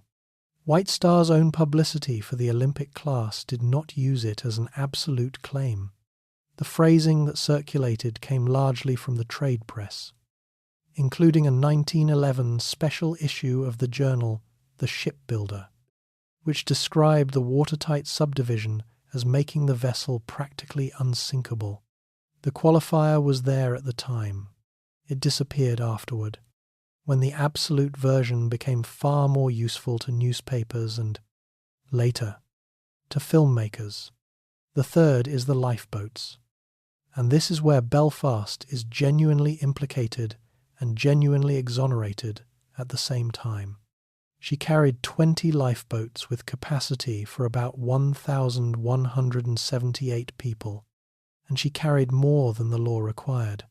British Board of Trade regulations dating from 1894 set lifeboat requirements by tonnage, with the top band covering vessels of 10,000 tons and above. This ship measured over 46,000 tons. The regulation was, in other words, 4 times out of date, and nobody had revised it. There is also evidence given to the British inquiry that Harland and Wolff's general manager Alexander Carlyle had proposed a davit design capable of carrying considerably more boats, and that the additional boats were not ordered. The yard met the law. The law was obsolete. Both facts belong in the account. The fourth is the steel and the rivets. In the 1990s and 2000s, metallurgical work on material recovered from the wreck, including studies by Timothy Foakey and Jennifer Hooper McCarty, argued that some of the wrought iron rivets used in the bow contained unusually high levels of slag, which would have weakened them. Other researchers have argued that the steel and rivets were of normal quality for the period, and that no plausible material specification would have saved a ship that opened a wound of that length. This is a live, scholarly argument, and it is not settled. Anyone who tells you it is has picked a side. One more thing about April of 1912, and it is the reason this chapter hands directly to the next. While that ship was crossing the Atlantic, the House of Commons in London was debating the Third Home Rule Bill, introduced by Prime Minister Herbert Asquith on the 11th of April, 1912. It was 3 days before the ice. The bill had a serious chance of passing, because the Parliament Act of the previous year had stripped the House of Lords of its power to block legislation permanently. For the first time in 26 years, Home Rule was not a proposal. It was coming. Within 4 months, hundreds of thousands of people in Ulster would sign a pledge to resist it. Within 2 years, 2 private armies would be drilling on the same island, and the men from the yard would be in the ranks of one of them. Chapter 8. Home Rule and the Gun. On the night of the 24th of April, 1914, The telephone lines out of the port of Larne, 20 miles north of Belfast, went dead. At around 10 in the evening, men in armbands closed the roads into the town. Others took up positions at the harbour and around the Coast Guard station. Along the quay, a fleet of motor cars was waiting, hundreds of them, gathered from across Ulster over the preceding weeks by men who had been given nothing but a date and an instruction to be ready. A steamer came alongside in the dark and began unloading rifles. Bedan, somewhere between 20 and 25,000 rifles, depending on which account you follow, together with a very large quantity of ammunition, had been landed at Larne and at Bangor and Donaghadee, loaded into those cars, and distributed across the province. Nobody was killed. Nobody was arrested. The operation was over before most of the government knew it had begun. The men doing it were not revolutionaries. They were businessmen, farmers, clerks, and shipyard workers. Their leader was a member of Parliament. Their organiser was the son of a whiskey millionaire. And what they were arming against was an act of their own Parliament. To understand how the most loyal region of the United Kingdom came to run German rifles past its own Coast Guard, you have to go back nearly 30 years. And you have to take both sides of the argument seriously. Home Rule meant a Parliament in Dublin with authority over Irish domestic affairs, while Ireland remained part of the United Kingdom, with defence, foreign policy, and the Crown reserved to Westminster. It was not independence. Its leading advocates, Charles Stewart Parnell in the 1880s and John Redmond after him, presented it as a settlement within the empire, not a departure from it. 3 bills were brought forward. The first, in 1886, was defeated in the Commons, and Chapter 5 described what it did to Belfast's streets. The second, in 1893, passed the Commons and was thrown out by the House of Lords. The third, introduced in April of 1912, was different, because the Parliament Act of 1911 had removed the power of the Lords to block a bill permanently. They could delay it about 2 years. They could not stop it. That is the fact that changed everything. After 1911, Home Rule was no longer a debate. It was a timetable. Now the Unionist case. It is usually reduced to religious fear, and religious fear was certainly part of it. The slogan, Home Rule, means Rome Rule was in wide circulation, and clergy of several Protestant denominations argued that a parliament elected by a population 3/4 Catholic would legislate for Catholic interests in education, in marriage law, and in public life. Whether that fear was proportionate is a fair question. That it was sincerely held by very large numbers of ordinary people is not in doubt. But there was a second argument, and among Belfast businessmen it was the decisive one.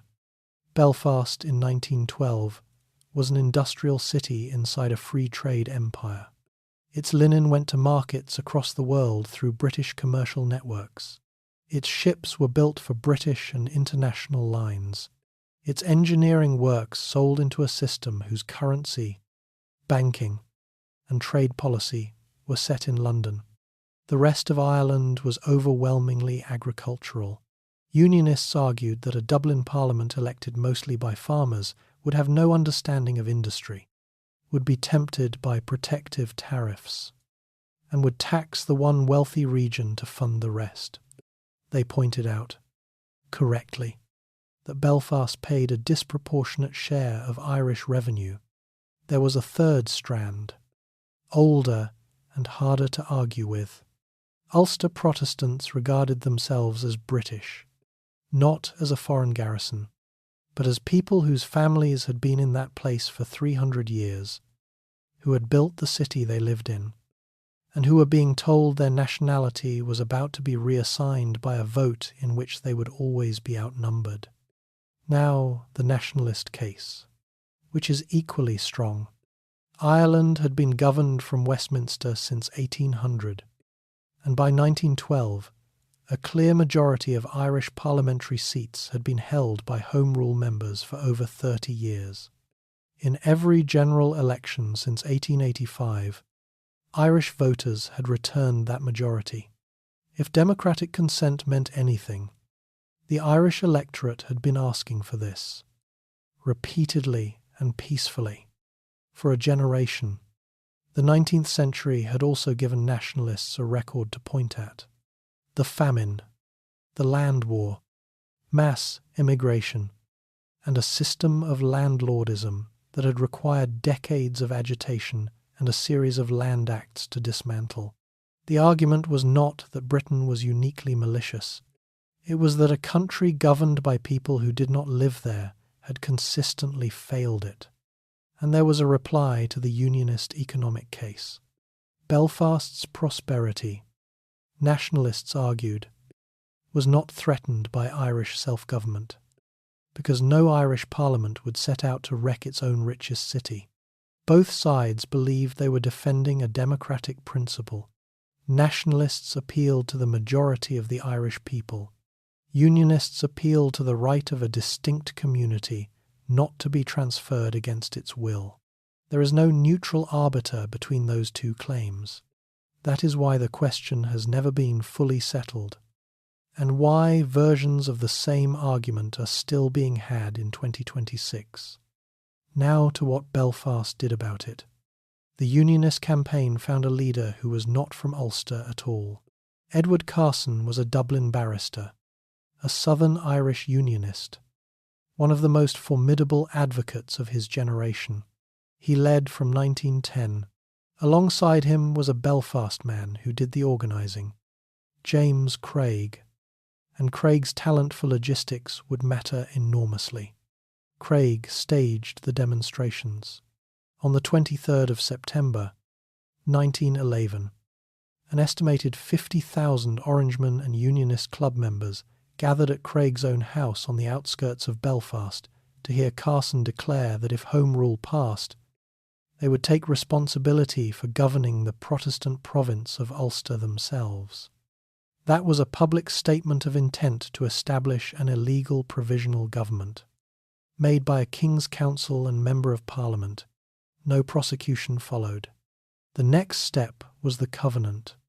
On Saturday, the 28th of September, 1912, designated Ulster Day, Carson signed a document at Belfast City Hall called Ulster's Solemn League and Covenant.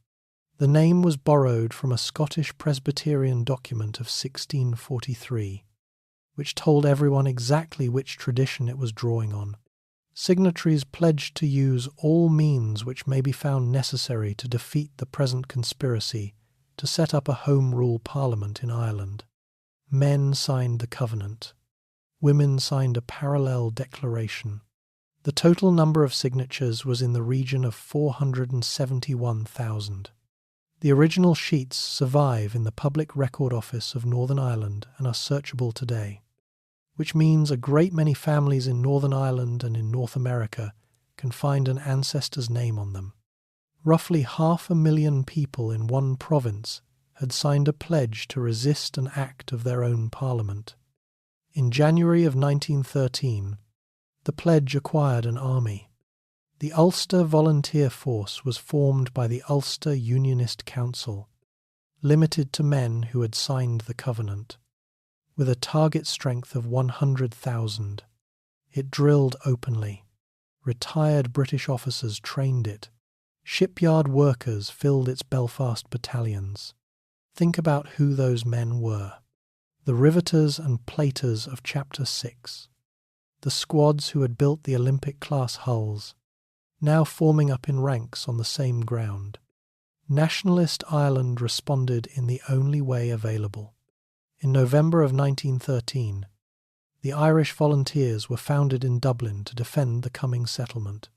Within months, they were larger than the Ulster Volunteer Force. though far worse equipped.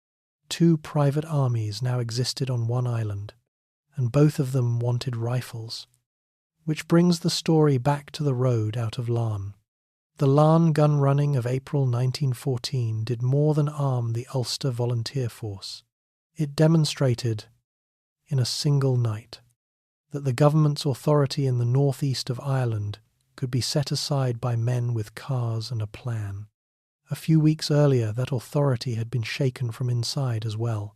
In March of 1914, at the Curragh camp in County Kildare, dozens of British Army officers indicated they would accept dismissal rather than take part in operations against Ulster. It was not technically a mutiny, and historians argue about the label, but its practical effect was clear. Ministers could no longer be certain the army would enforce the policy. In July of 1914, the Irish volunteers ran in their own weapons at Howth, north of Dublin, in daylight and on a far smaller scale. About 900 rifles landed from a yacht. On the way back into the city, troops confronted a crowd at Bachelor's Walk and opened fire, killing 3 civilians and wounding many more. The contrast was noted everywhere in nationalist Ireland. 20,000 rifles landed in Ulster and nothing happened. 900 landed near Dublin and there were bodies on the quay. By the summer of 1914, both governments in waiting were armed. A conference at Buckingham Palace had failed to find a compromise, and the only proposal still alive was some form of exclusion for part of Ulster. That idea, first floated as an amendment in 1912, covering 4 counties, is where partition begins. It was raised at that stage as a temporary expedient. Nobody in the room imagined they were sketching a border that would still be argued over more than a century later. Then, on the 4th of August, 1914, Britain declared war on Germany. The Home Rule Act received royal assent on the 18th of September, 1914, and was immediately suspended for the duration of the war. Carson urged the Ulster Volunteer Force to enlist. Redmond urged the Irish volunteers to do the same. Tens of thousands from both movements did. Belfast crisis had been postponed, not resolved, and the men who marched away carried the argument with them into a field in northern France, where the first day of one battle would fix Ulster's sense of itself for 100 years. Chapter 9. Born in a Riot. At 7:30 on the morning of the 1st of July, 1916, the 36th Ulster Division left its trenches on the Somme. The division had been formed almost entirely from the Ulster Volunteer Force. Its battalions carried the names of the places they came from: Belfast, Antrim, Down, Armagh, Tyrone, Derry, also called Londonderry. Men who had drilled together in halls and fields 2 years earlier now stood together in a wood called Thiepval. They did something almost nobody else did that day. They took their objective. The Ulster Division broke into the German front system and reached the Schwaben Redoubt, one of the strongest positions on the entire battlefield. Then the divisions on either side of them were stopped, and the Ulstermen were left in a salient, taking fire from 3 directions. They held for most of the day and were forced back. The casualty figures are large enough to be difficult to absorb. Historians of the division generally record something in the region of 2,000 men killed on the first day, and around 5,500 killed, wounded, or missing across the first 2 days. 4 Victoria Crosses were awarded. In Belfast, the news arrived in the middle of the preparations for the 12th of July. The parades were cancelled. Newspapers printed lists of names, column after column, day after day. And because the men had enlisted in groups, from the same streets and the same workplaces, whole streets lost their young men together. That fact matters enormously for what came after. Ulster Unionism now had a blood argument for its position. It had asked to remain British, and then it had proved the claim in the most costly way a community can. The Somme entered Ulster Protestant memory permanently, and it is still commemorated every year. Now hold that, and add the part that is very often left out. The 16th Irish Division, raised largely from Redmond's National Volunteers and drawn heavily from nationalist Ireland, was on the same front. It fought at Guillemont and Ginchy in September of 1916 and suffered severely. The 10th Irish Division had already been cut apart at Gallipoli in 1915, and in June of 1917, at Messines Ridge in Belgium, the 16th Irish Division and the 36th Ulster Division attacked side by side and took their objectives together. Something in the region of 200,000 men from the whole island of Ireland served in the British forces in that war, and around 30,000 or more died. They came from both traditions. For most of the 20th century, in what became the Irish state, that service was not commemorated. The politics that followed made it awkward. The silence was only really broken in the 1990s. And in 1998, the President of Ireland and Queen Elizabeth II jointly opened a peace tower at Messines, dedicated to all the Irish dead of that war. 2 divisions. One war. 2 entirely separate memories of it. That is Ireland in miniature. Because while the Ulster Division was on the Somme, something had already happened in Dublin that changed the ground underneath everything. On Easter Monday, the 24th of April, 1916, a few hundred Irish Republicans seized buildings in central Dublin and proclaimed an Irish Republic. The rising lasted 6 days. It had little public support at the outset, and Belfast was almost entirely quiet during it. Then 15 of its leaders were executed by firing squad over a period of 9 days in May, and Irish opinion turned. In the general election of December 1918, Sinn Féin, committed to an independent republic rather than Home Rule, took the overwhelming majority of Irish seats and destroyed the old Irish Parliamentary Party. Its elected members refused to attend Westminster and assembled in Dublin as the first Dáil. The War of Independence followed, fought mainly in the south and west from 1919 to 1921, and in the middle of it, the British government legislated. The Government of Ireland Act of 1920 created 2 devolved parliaments, one in Dublin and one in Belfast. Southern Ireland was quickly overtaken by events and never functioned. Northern Ireland did. Now the crucial question, and it has a very specific answer. Why 6 counties? The historic province of Ulster has 9. Unionists asked for 6. The reason was arithmetic. Across the 9 counties, Protestants were a bare majority of around 56%, and the demographic trend was not in their favour.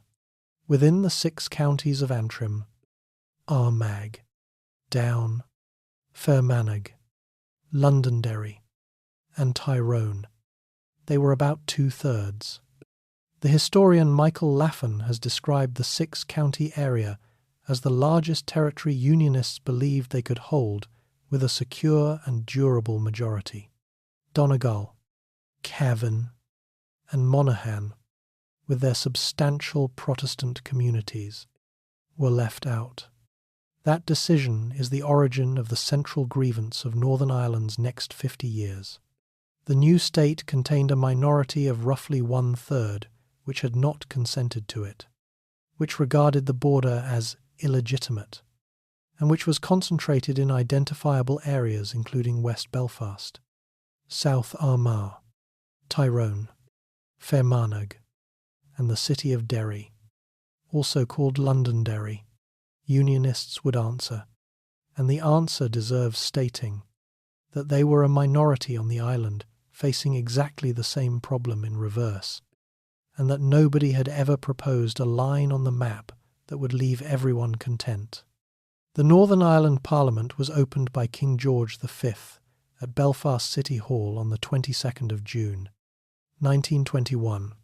His speech was strikingly conciliatory, appealing to all Irishmen to forgive and forget, and it is credited with helping to open the negotiations that produced a truce in July. James Craig became the first Prime Minister of Northern Ireland. He took office in a city that was tearing itself apart.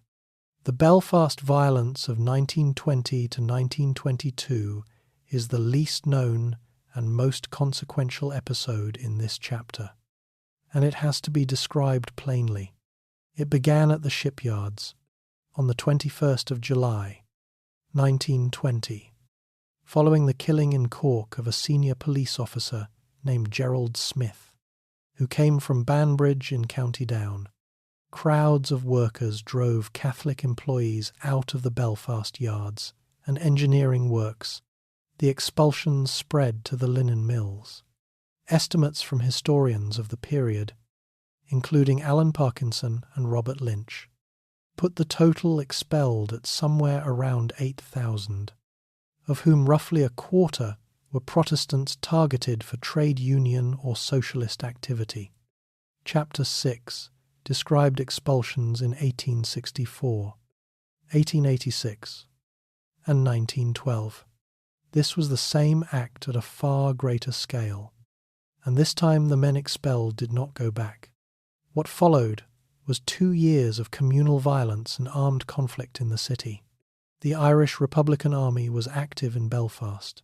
Loyalist groups operated in the Protestant districts. In October of 1920, the government established the Ulster Special Constabulary, an armed auxiliary police force recruited overwhelmingly from the Protestant community and in part from the Ulster Volunteer Force. Its part-time B Specials became one of the most contested institutions in Northern Ireland's history, regarded by many Unionists as a legitimate defence force and by nationalists as an armed wing of one community. The Dáil in Dublin responded with a boycott of Belfast goods and banks from 1920, which damaged the city's trade and hardened the separation further. The death toll in Belfast between July of 1920 and the summer of 1922 is generally recorded at close to 500. Roughly 60% of the dead were Catholics, at a time when Catholics were about a quarter of the city's population. Some of the individual episodes were investigated at the time and have been examined by historians since. In February of 1922, a bomb was thrown among children in Weaver Street, in a Catholic area, killing several. In March of 1922, 6 members of the McMahon family and an employee were shot in their home on the Antrim Road by armed men. Suspicion fell on serving police officers at the time, and historians of the period, including Alan Parkinson and Robert Lynch, have examined the surviving evidence and concluded that police involvement is probable, though no prosecution was ever brought and the case has never been formally resolved. Killings of Protestant civilians by Republicans in the same period are also documented, including in rural areas along the new border. Craig and Michael Collins met twice, in January and March of 1922, and signed pacts intended to end the violence and restore expelled workers. Both pacts collapsed within weeks. And note where in the city the killing concentrated. It ran along the interfaces of West and North Belfast. On the frontier this video has been tracking since Chapter 4, 1857, 1864, 1886, and now 1920, the same belt of ground, with a new state being built on top of it. The Anglo-Irish Treaty of December 1921 had, meanwhile, created the Irish Free State and allowed Northern Ireland to opt out of it, which it did immediately. Article 12 of that treaty provided for a boundary commission to redraw the border in accordance with the wishes of the inhabitants. Nationalists in Fermanagh, Tyrone, South Armagh, and Derry, also called Londonderry, expected large transfers of territory. When the Commission finally reported in 1925, its recommendations were minor, and a leak to a London newspaper caused such political damage that the three governments agreed in December of 1925 to abandon the process and leave the border where it was. That is the moment partition became permanent, and it was settled quietly, by agreement, without a vote in Northern Ireland. By then, the northern state had already armed itself legally. The Civil Authorities Special Powers Act of 1922 granted the Minister of Home Affairs sweeping authority, including internment without trial. It was renewed annually, made permanent in 1933, and stayed on the statute book until 1973. So Northern Ireland began its life with a government drawn from one community, a police reserve drawn from one community, emergency powers with no expiry, an economy centred on industries from which the minority had just been expelled, and a border that a third of its people did not accept. The state had survived its birth. The question now was what kind of state it intended to be. Chapter 10. The Unquiet Peace. For the next 40 years, almost nothing happened in Northern Ireland. That sentence is how the period is usually summarized, and it is wrong in an interesting way. What happened between 1925 and 1963 was not peace. It was the construction of a system, quietly, in council chambers and housing offices and hiring halls, and that system is the thing that eventually broke. Start with the sentence that defines the era, and get it right, because it is quoted constantly and almost always mangled. On the 24th of April, 1934, in the Northern Ireland House of Commons, Prime Minister James Craig, by then Lord Craigavon, said that he was an Orangeman first and a politician afterwards, and that all he boasted of was that they had a Protestant Parliament and a Protestant state. The words "a Protestant state for a Protestant people" are the popular version. What is in the parliamentary record is close enough in meaning that the distinction changes nothing important, and the sentiment was stated by the head of government, on the record, in the chamber. Now, in fairness, understand what he was responding to. Craig was answering a nationalist member who had referred to the Irish Free State as a Catholic state, and the southern state was in fact building a confessional order of its own in exactly those years, with a constitution in 1937 that recognized the special position of the Catholic Church, a ban on divorce, and a censorship regime.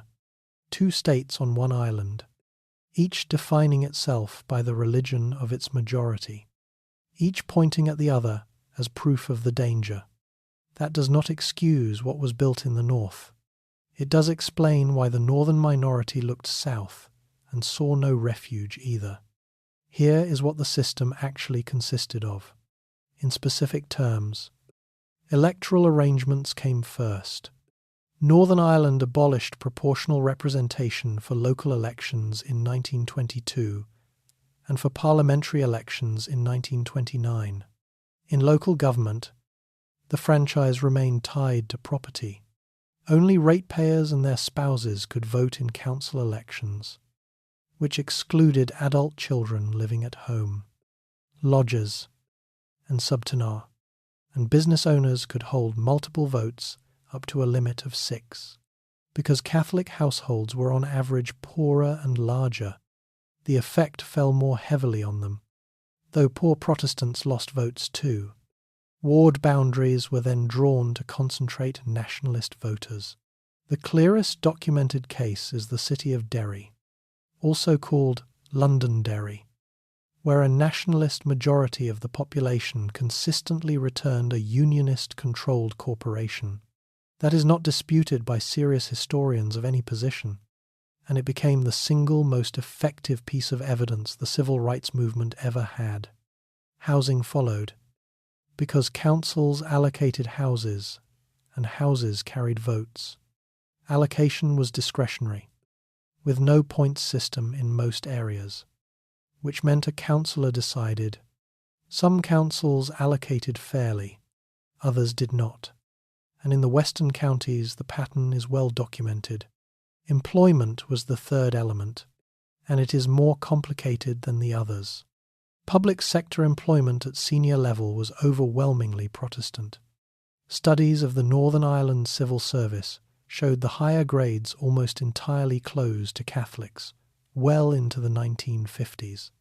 The Royal Ulster Constabulary was intended at its founding to reserve a third of places for Catholics and never came close, settling at a small proportion. In private industry, the mechanism was the one Chapter 6 described, running unchanged. Word-of-mouth hiring, apprenticeships passed within families, and the memory of 1920 in the shipyards. By the 1960s, Harland and Wolff's workforce of around 10,000 was still overwhelmingly Protestant. The result was measurable. Catholic male unemployment ran at roughly twice the Protestant rate for decades, and emigration from Northern Ireland was disproportionately Catholic, which is one reason the demographic balance stayed stable for 50 years. Now, the counterweight, because this chapter is not going to be a list of grievances only. The nationalist minority also withdrew. The Nationalist Party abstained from the Northern Ireland Parliament for long periods and did not accept the role of official opposition until 1965. 44 years after the state was founded, the Catholic Church insisted on separate schooling, which the state funded, and separate schooling was as much a nationalist choice as a unionist imposition. A community that will not participate in institutions has less leverage inside them, and some unionists argued reasonably that a minority which denied the state's legitimacy could not simultaneously demand its offices. Both things were true at once. The state excluded the minority, and the minority refused the state. Each behavior justified the other, and the loop ran for 2 generations. Then, in 1932, something happened that should be far better known than it is, because it is the strongest evidence in this entire story for the argument this video has been making. The Great Depression hit Belfast harder than almost any city in the United Kingdom. Shipyard orders collapsed. In 1933, Harland and Wolff launched not a single ship. Unemployment in the city reached around a quarter of the insured workforce. Outdoor relief was the last resort for men who had exhausted unemployment benefit. In Belfast, the rates paid were far below those in British cities. There was no relief at all for single men, and payment was in kind rather than cash, meaning grocery vouchers instead of money. In October of 1932, the unemployed of Belfast went on strike against the relief scheme, and they came out together. Men from the Shankill and men from the Falls marched in the same processions. When the government banned a demonstration on the 11th of October and police moved against crowds in both districts, rioting broke out in Protestant and Catholic areas simultaneously against the same authority. For the same reason, 2 men were killed. A curfew was imposed. Barricades went up on the Shankill Road, and there are accounts of people from the Falls carrying food up to them. The Belfast Board of Guardians increased relief payments within days. Think about what that proves. In 1857 and 1886, Chapter 5 showed those districts fighting each other across the same frontier. In 1932, presented with a grievance that was economic rather than constitutional, They fought side by side and won in a fortnight. The division in Belfast was never total, and it was never inevitable. Under the right pressure, it dissolved, and the authorities of the day understood that perfectly well. The unity lasted about 3 years. In the summer of 1935, after the government lifted a ban on parades, serious sectarian violence returned to Belfast around the 12th of July. 9 people were killed, and hundreds of families, mostly Catholic, were driven out of their homes, and it happened along the same belt of ground. The seam had absorbed one round of solidarity and gone straight back to what it had been doing since 1835. Every family that moved out of a mixed street in 1935 made the districts a little more uniform than they had been in 1934. Then the war came, and it exposed how badly Northern Ireland had been governed. The Irish state remained neutral from 1939.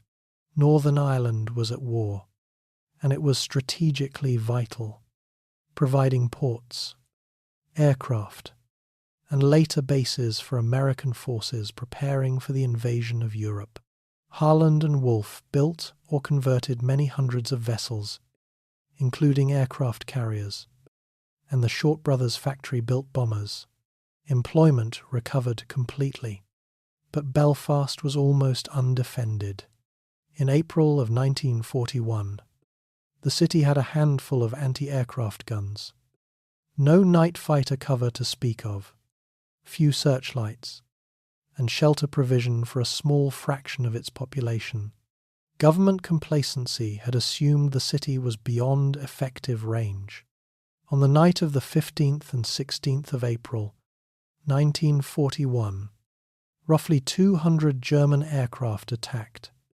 The official death toll recorded for that raid is 745, and some later accounts put the figure closer to 900, with the uncertainty reflecting the difficulty of counting in a city where whole streets were destroyed and records with them.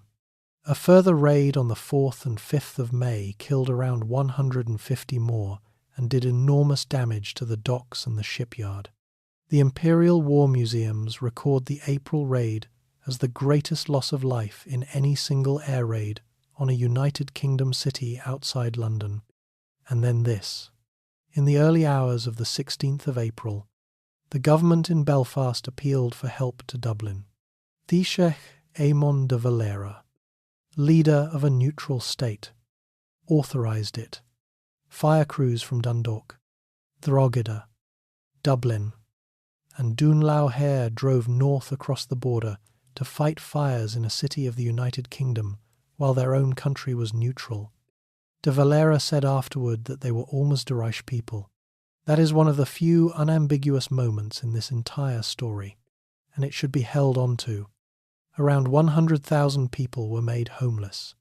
The evacuation that followed exposed something else.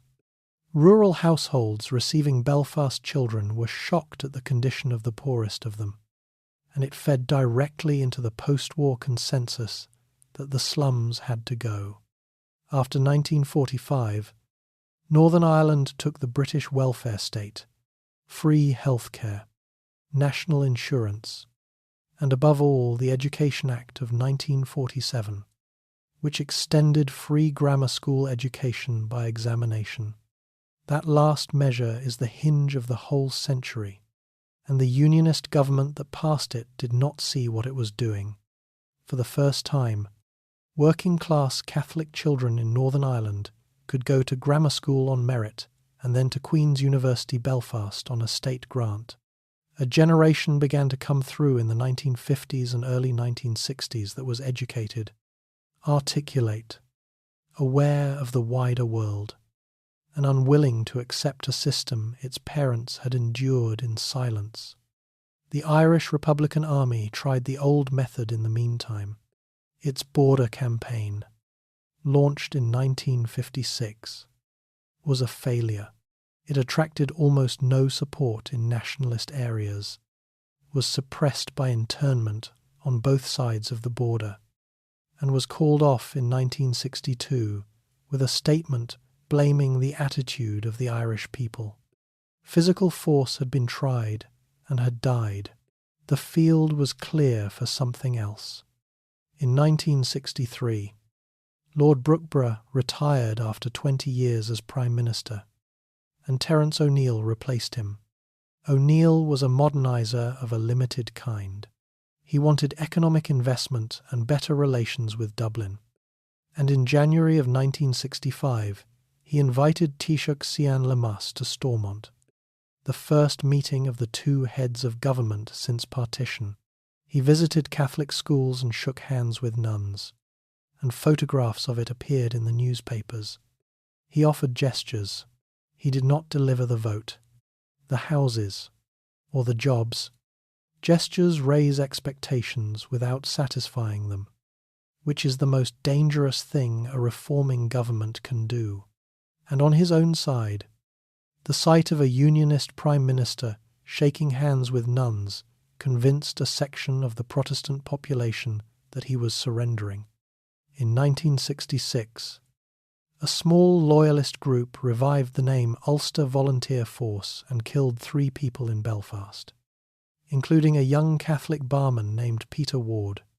O'Neill banned the organisation, and a young Free Presbyterian minister named Ian Paisley was building a following on the argument that O'Neill was betraying Ulster. The educated generation was ready. The reformer was too slow for one side and already too fast for the other. Chapter 11. Selma to Derry. In the summer of 1968, a house in the village of Caledon, County Tyrone, was allocated to a 19-year-old unmarried Protestant woman who worked as a secretary for a unionist politician's solicitor. Catholic families with children had been on the waiting list longer. A nationalist member of Parliament named Austin Curry raised it in the local council. Then in the Northern Ireland Parliament, got nowhere, and then went and occupied the house. He was carried out by police. One house, one family, and it detonated a state. To understand why that small local grievance became the thing that broke 50 years of stalemate, you have to understand what a generation of young Catholics in Northern Ireland had been watching on television. From 1963 onward, screens in Belfast and Derry, also called Londonderry, carried footage from the American South. Police in Birmingham, Alabama, using dogs and fire hoses, the March on Washington, the bridge at Selma in 1965. Activists in Northern Ireland were watching that movement closely, and some of them consciously borrowed its language, its imagery, and its tactics. The phrase civil rights was adopted deliberately. Marches were organised on the American model. The anthem sung on Northern Irish marches was "We Shall Overcome," and it was sung because of where it came from. It is important not to overstate this. The Civil Rights Association grew out of specific local campaigns and specific local grievances that predated it, including housing agitation, campaigns against the franchise, and the work of organisations like the Campaign for Social Justice, founded in Dungannon in 1964. The American movement was a model and a reference point, not an origin, but the strategic insight was shared, and it was ruthless. A demand for Irish unity could be dismissed as disloyalty and answered with the Special Powers Act. A demand for one man, one vote in a part of the United Kingdom could not. It put the government of Northern Ireland in the position of publicly refusing British standards to British citizens. On camera. The Northern Ireland Civil Rights Association was founded in Belfast in January of 1967.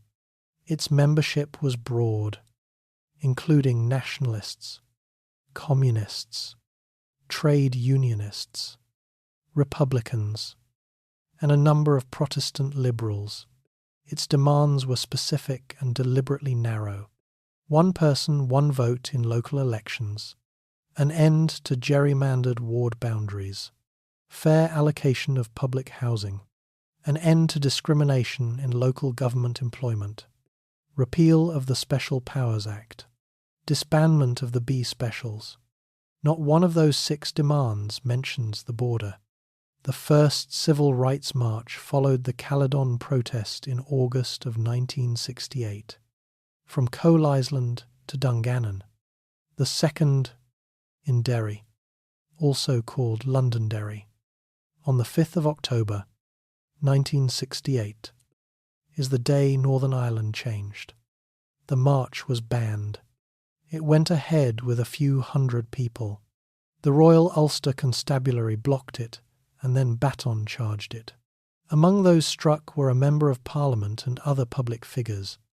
An RTE television cameraman named Gay O'Brien filmed it. The footage went out that night around the world. Everything after this follows from the fact that there were cameras. In January of 1969, a radical student group called People's Democracy marched from Belfast to Derry, also called Londonderry, over 4 days. At Burntollet Bridge, on the 4th of January, the marchers were ambushed by a crowd of several hundred throwing stones and swinging cudgels.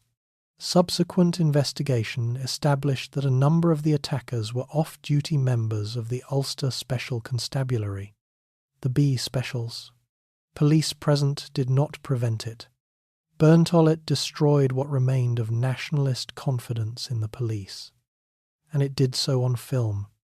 O'Neill announced a reform package. It included the abolition of the company vote and a review of the local government franchise. And it came too late to satisfy the marchers and far too soon for his own party. He resigned on the 28th of April, 1969. The summer that followed broke the state. The annual Apprentice Boys Parade in Derry, also called Londonderry, on the 12th of August, 1969, passed above the Catholic bogside. Rioting began. It did not stop for 2 days. Residents built barricades, and the Royal Ulster Constabulary, exhausted and unable to enter, used large quantities of CS gas. The Battle of the Bogside became a siege the police could not win. The Northern Ireland Civil Rights Association called for demonstrations elsewhere to draw police away. On the night of the 14th and 15th of August, 1969, that pressure arrived in Belfast, on the seam. Now come down from the map and stand in one street. Bombay Street is a short street in West Belfast, off Kashmir Road, in the Clonard area.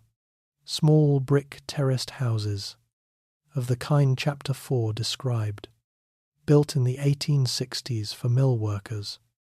2 up, 2 down. Front doors opening onto the pavement. Behind the houses at one end is the Clonard Monastery.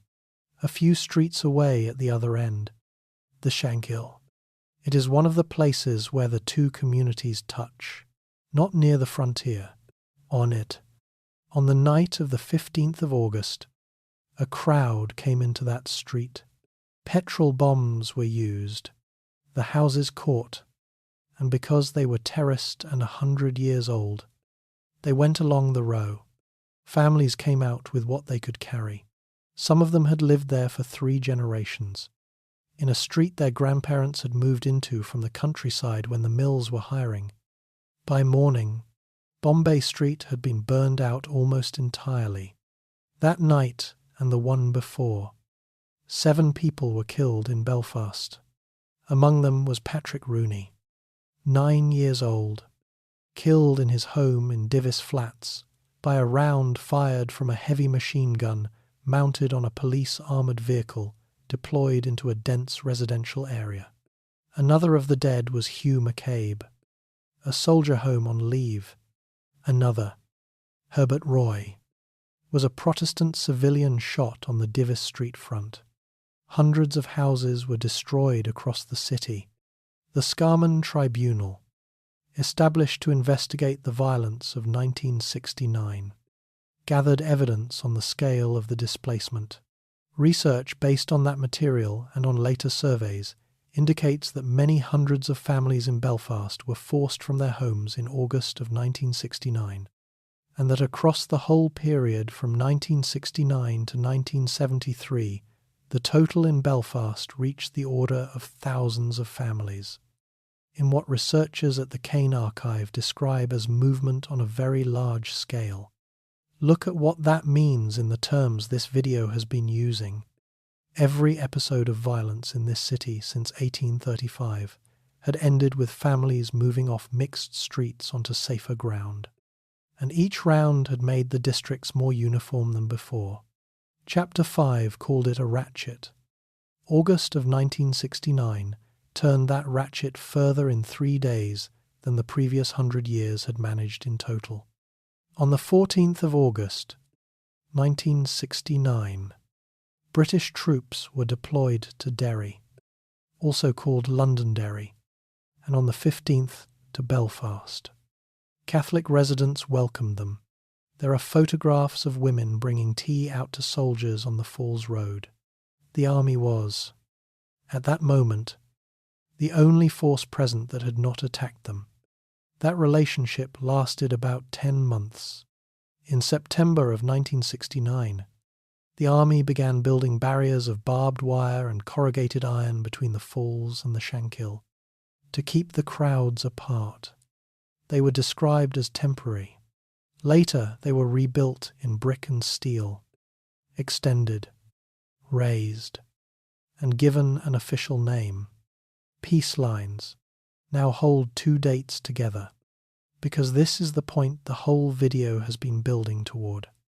In 1858, a Royal Commission of Inquiry reported that Belfast's violence concentrated at the boundaries between its districts, and that the fighting was carried on by people who lived within a few hundred yards of each other. In 1969, the British Army built walls along that same communal frontier, 111 years apart. The walls did not create the line. They made permanent a line the city had drawn for itself. Riot by riot, over 5 generations. The rest came quickly. The Irish Republican Army had been almost absent in August of 1969, its leadership having moved toward left-wing political agitation during the 1960s. Graffiti appeared in Belfast reading IRA, I ran away. In December of 1969, the movement split, and the Provisional IRA was formed by those committed to armed defence and to the traditional Republican objective. The reforms then arrived, and they're substantial.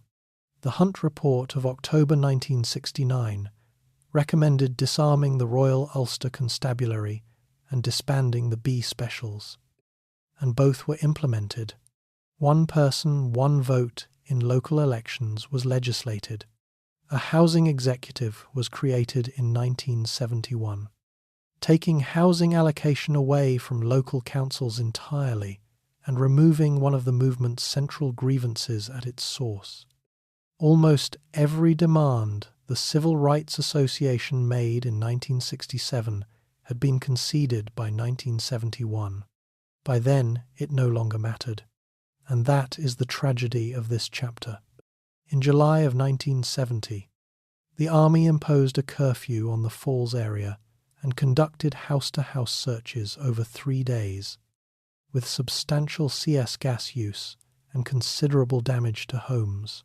4 civilians were killed. The Falls curfew is generally identified by historians as the moment the nationalist population of Belfast stopped seeing the army as a protector. In February of 1971, the first British soldier was killed. Recruitment to the Provisional IRA rose sharply. On the 9th of August, 1971, the government introduced internment without trial under the Special Powers Act. 342 men were arrested in the first sweep. Almost all were nationalists. The intelligence was badly out of date, and no loyalists were detained until the following year. 14 men subjected to what became known as the 5 techniques took a case that eventually reached the European Court of Human Rights. Violence in the days immediately after internment killed dozens of people. In Ballymurphy in West Belfast, 10 civilians were killed over 3 days, and an inquest concluding in 2021 found all of them to have been entirely innocent. Internment was intended to end the campaign. It produced the largest surge of recruitment in the Provisional IRA's history. 6 months later, on the 30th of January, 1972, in Derry, also called Londonderry, soldiers of the Parachute Regiment opened fire during a civil rights march, killing 13 people on the day, with a 14th dying later. The Savile Inquiry, which reported in 2010, after 12 years of work, found that none of the casualties posed a threat and that the soldiers' firing was unjustified. Prime Minister David Cameron apologised in the House of Commons on behalf of the British state. Loyalist paramilitary organisation expanded in the same period, and the Ulster Defence Association became the largest paramilitary body in Northern Ireland. 1972 was the worst year of the entire conflict. Using the Sutton Index held at the Kane Archive as the reference, close to 480 people were killed in that single year. In March of 1972, the British government suspended the Northern Ireland Parliament and imposed direct rule from London. Stormont had lasted 51 years. The state built in 1921 was gone. The war it left behind was just beginning. Chapter 12. Inside the Troubles. There is a way of telling the next 22 years that consists of a list, a date, a place, a number of dead, then the next date. It is accurate, and it tells you almost nothing about what it was like to live in this city. So this chapter will move between two things: the shape of the conflict and the texture of ordinary life inside it, because the second is what most people in Belfast actually experienced. Start with the shape. 3 broad groupings were involved: Republican paramilitaries, chiefly the Provisional IRA and later also the Irish National Liberation Army, who sought to force a British withdrawal; Loyalist paramilitaries, chiefly the Ulster Volunteer Force and the Ulster Defence Association, who sought to defend the Union and who overwhelmingly attacked Catholic civilians; and the security forces, meaning the British Army, the Royal Ulster Constabulary, and the locally recruited Ulster Defence Regiment. The figures used here come from the Sutton Index, compiled at the Kane Archive at Ulster University, which is the standard reference for the period and which records deaths up to 2001. Other databases exist and give slightly different totals depending on their inclusion criteria. On Sutton's figures, around 3,530 people were killed. Republican organizations were responsible for roughly 60%, Loyalist organizations for roughly 30%, and the security forces for around 10%. Civilians made up over half of all those killed. Belfast carried the heaviest burden of any place. Around a third of all deaths in the conflict occurred within the city, and within Belfast they were concentrated in a small number of districts along the interfaces. This video has been tracking since Chapter 4. For a population of about 1.5 million, 3,500 deaths is proportionally equivalent to something over 100,000 deaths in a country the size of the United Kingdom, or well over 500,000 in the United States. Now come down into the street, because this is what almost nobody outside Northern Ireland pictures correctly. Most days in Belfast, nothing happened. People got up, went to work, took children to school, watched television, went to the pub, got married. The conflict was not a battlefield.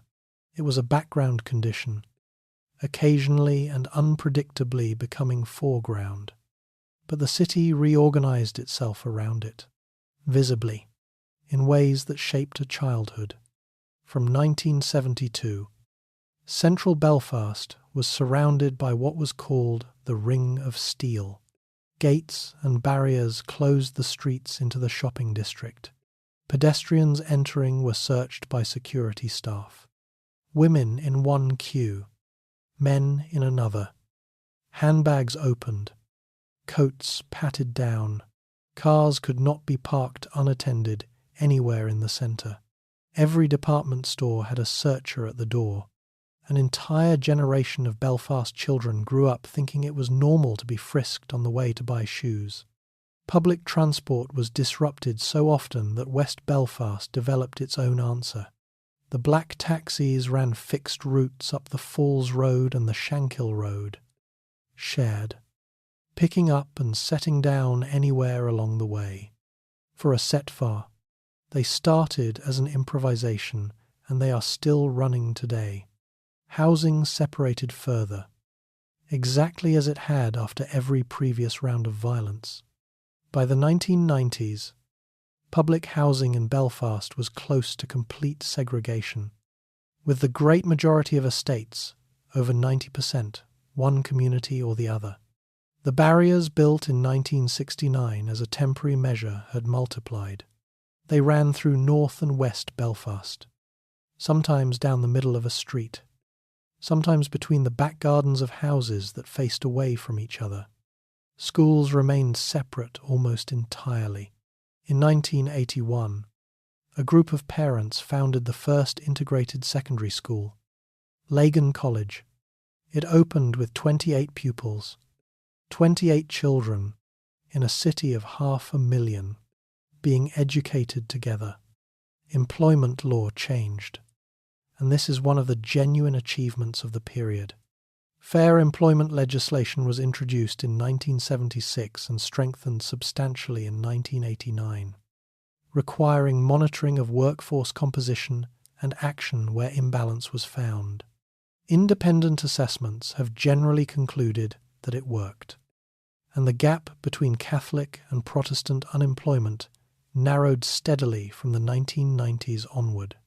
Now back to the shape, and to the first years, because they set the pattern. 1972 was the worst. On the 21st of July, the Provisional IRA detonated a large number of bombs across Belfast within about 80 minutes. 9 people were killed and many more injured, and the day is remembered as Bloody Friday. It was, by any measure, a disaster for the organization's own claims, and even sympathetic accounts of the period treat it as such. 10 days later, the army mounted Operation Motorman, moving in strength into the areas of Belfast and Derry, also called Londonderry, that had been barricaded and effectively closed to the security forces. Those no-go areas ended. Loyalist killing rose steeply in the same period. Groups operating from Belfast abducted and killed Catholic civilians chosen at random, on the logic that the nationalist population should be made to pay a price for Republican activity. There was also a political attempt, and it very nearly worked, which makes its failure the most consequential missed opportunity of the whole conflict. The Sunningdale Agreement of December 1973 created a power-sharing executive in which unionists and nationalists governed together, alongside a Council of Ireland giving Dublin a consultative role. The executive took office in January of 1974. It lasted 5 months.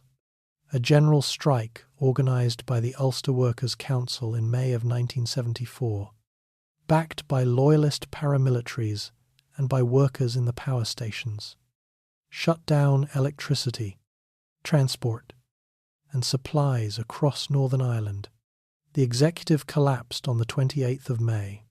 During that strike, on the 17th of May, 1974, a coordinated series of car bombs exploded in Dublin and in Monaghan, killing 33 people and an unborn child. It was the highest death toll of any single day in the conflict. The Ulster Volunteer Force admitted responsibility in 1993. Allegations of security force collusion have been examined by several inquiries, including a report by Justice Henry Barron for the Irish Parliament, which found the original investigation inadequate and concluded that significant questions could not be resolved on the available evidence. No prosecution has ever been brought. The point about Sunningdale is simple and painful. The Good Friday Agreement of 1998, which Chapter 13 describes, contained power sharing and an Irish dimension.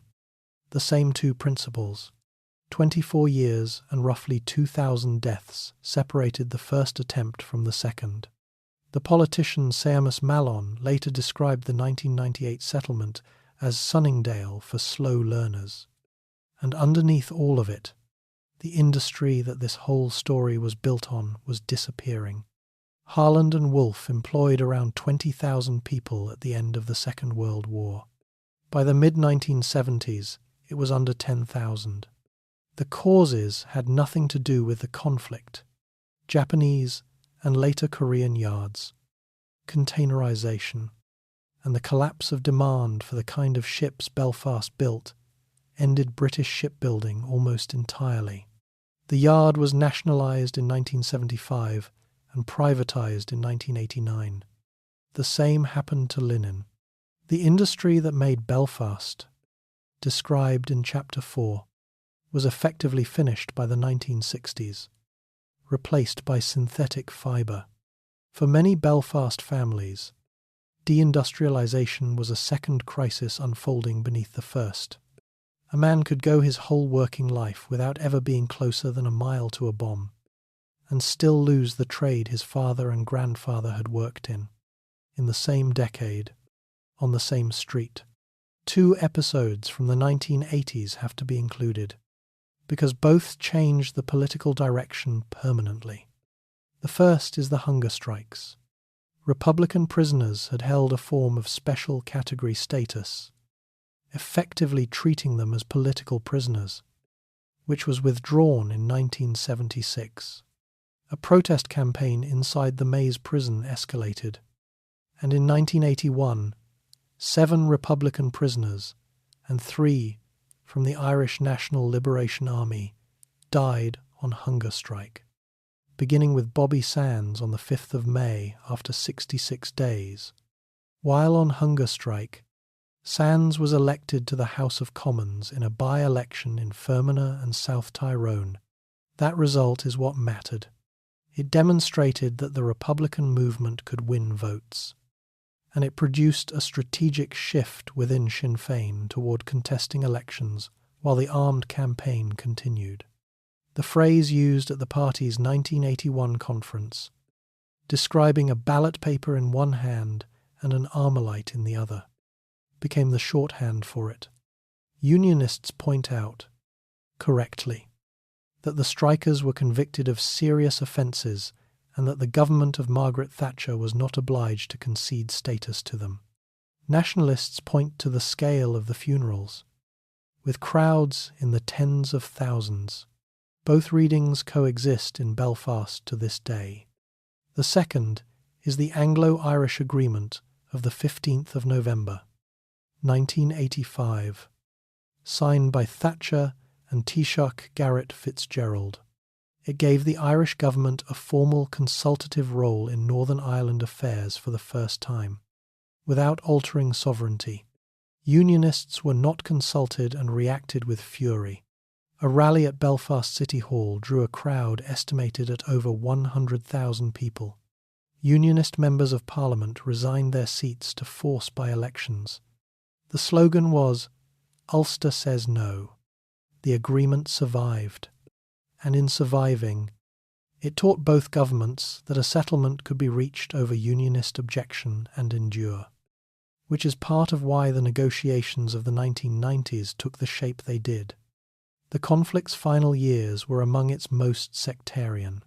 Loyalist organisations, better armed after a large weapons importation in 1987, killed more people than Republicans in the early 1990s for the first time since the start. In October of 1993, a provisional IRA bomb intended for a loyalist meeting exploded prematurely in a fish shop on the Shankill Road, killing 9 civilians and one of the bombers.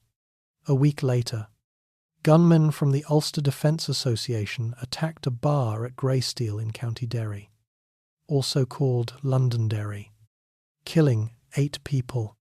That month, October of 1993, produced 27 deaths, and in the middle of it, in secret, 3 separate sets of talks were already underway. Chapter 13. The Long Negotiation. The peace process did not begin with the ceasefires. It began years earlier, in conversations that would have destroyed the careers of everyone involved if they had become public at the time. From 1988, John Hume, leader of the Nationalist, Social Democratic and Labour Party, and a founding figure of the civil rights movement described in Chapter 11, held a series of talks with Gerry Adams, president of Sinn Féin. Hume was widely condemned for it, including by many in his own party, and it cost him support for years. His argument was consistent, and it became the intellectual foundation of everything that followed. Britain, he maintained, no longer had any strategic or economic interest in remaining in Ireland, and therefore the obstacle to Irish unity was not British occupation, but the existence of 1 million Unionists who did not want it. If that was true, then violence was not merely wrong, it was pointless, because it could not remove the actual obstacle, and every death made Unionist consent less likely. At the same time, British officials were in contact with the Republican leadership through an intermediary channel that had existed intermittently for years. The first public product was the Downing Street Declaration of the 15th of December, 1993, issued jointly by Prime Minister John Major and Taoiseach Albert Reynolds. It contained the formula that unlocked everything. The British government declared that it had no selfish, strategic or economic interest in Northern Ireland, and both governments affirmed that a change in its status could come only with the consent of a majority of its people.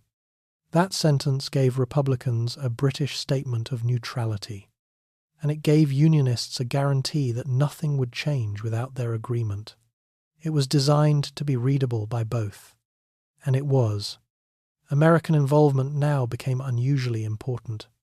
President Bill Clinton had campaigned in 1992 with commitments on Northern Ireland, driven partly by Irish-American constituencies and partly by the advocacy of figures including Senator Edward Kennedy and Congressman Bruce Morrison.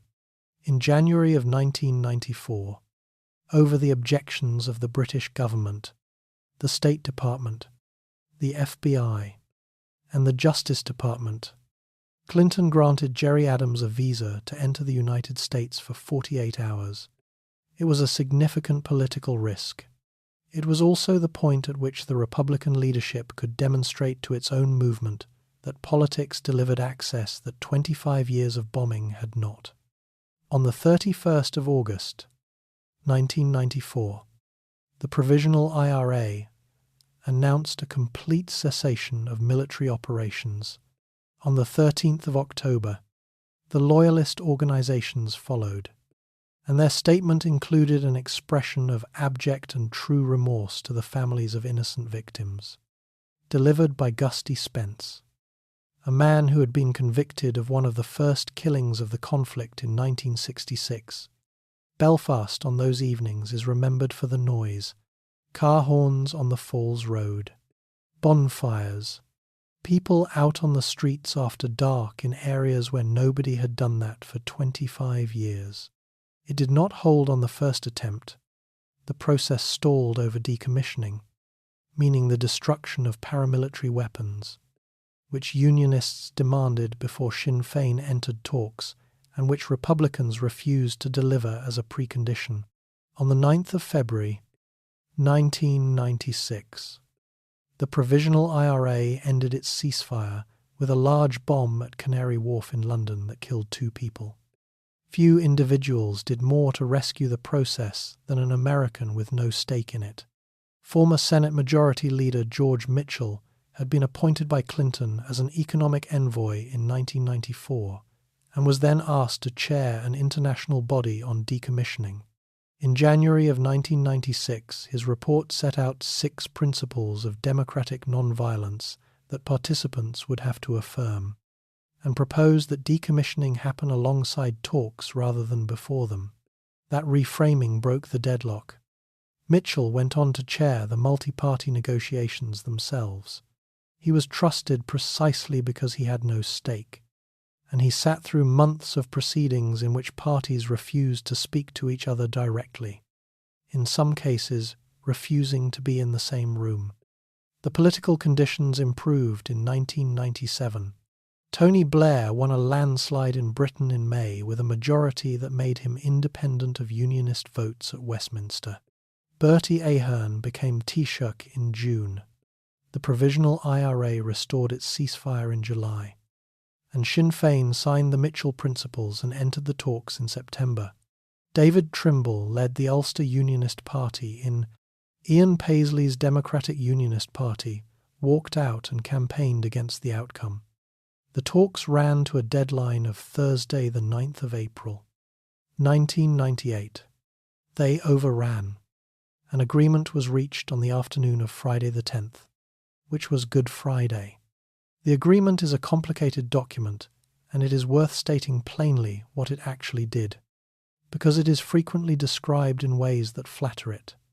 It established a devolved assembly at Stormont with an executive in which the 2 largest communities were required to govern jointly, with key decisions needing cross-community majorities.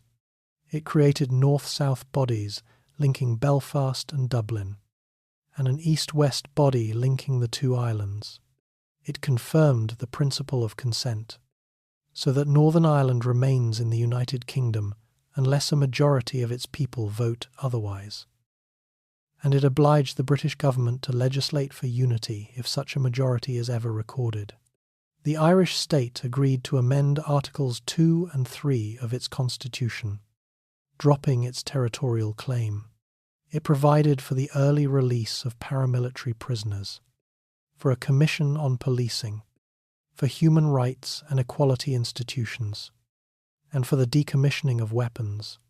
It was endorsed by referendums held on both sides of the border on the 22nd of May, 1998. In Northern Ireland, the vote in favour was about 71% on a turnout of about 81%.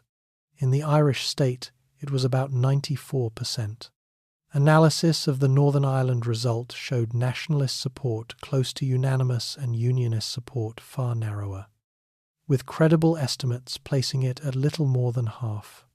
That split is the seed of every political crisis in the following 25 years. And then, on the 15th of August, 1998, a dissident Republican group calling itself the Real IRA detonated a car bomb in Omagh, County Tyrone. 29 people and 2 unborn children were killed. It was the deadliest single bombing of the entire conflict, and it came 4 months after the agreement. The reaction is what mattered. There was no cycle of retaliation. Loyalist organizations did not respond. Political leaders on all sides condemned it together.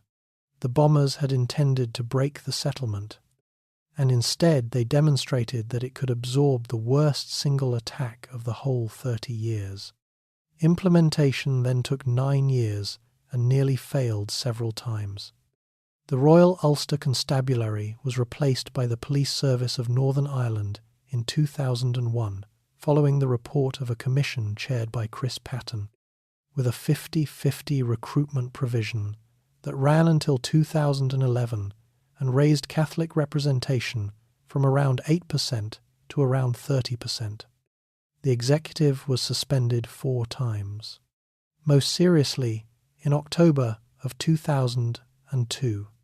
The decommissioning question was finally settled on the 28th of July, 2005, when the Provisional IRA formally ordered an end to its armed campaign. And in September, the Independent Commission under General John de Chastelain reported that its arsenal had been put beyond use. Loyalist decommissioning followed more slowly, completing in 2010. The last obstacle was that the electorate had, in the meantime, replaced the moderates with the hardliners. By 2003, the Democratic Unionist Party had overtaken the Ulster Unionists, and Sinn Féin had overtaken the Social Democratic and Labour Party. The parties that had made the agreement had been punished for it, which produced the strangest and most persuasive image in the entire story. The St. Andrews Agreement of October 2006 set the terms. On the 8th of May, 2007, Ian Paisley became First Minister of Northern Ireland, with Martin McGuinness as Deputy First Minister. Paisley had spent 40 years denouncing every compromise, including compromises far smaller than this one. McGuinness had been a senior figure in the Provisional IRA in Derry, also called Londonderry. In the early 1970s, they governed together for a year, and they got on so visibly well that the press nicknamed them the Chuckle Brothers. Paisley's own party was uncomfortable with it, and it contributed to his resignation in 2008. When McGuinness died in 2017, Paisley's widow attended the funeral. 2 miles from where they took office, the walls were still standing. Chapter 14. A city that sells its ships and keeps its walls. For 80 years, Belfast did not talk about the ship. Chapter 7 described that silence and the reasons for it. Embarrassment, then political crisis, then war, then a conflict that made the city unvisitable. There was a memorial at City Hall, and there was almost nothing else. Then peace created a problem Belfast had never had before. It needed an economy, and it needed something to sell. The shipyard site was the obvious asset and the obvious embarrassment. Harland and Wolff had shrunk to a few hundred workers and stopped building ships entirely in 2003, moving into ship repair, offshore structures, and wind turbine work. Its enormous yard lay largely empty on the eastern side of the harbour. In 2003, that land was designated as a regeneration project and given a name that made the decision explicit: Titanic Quarter. The centrepiece opened on the 31st of March, 2012, in time for the centenary.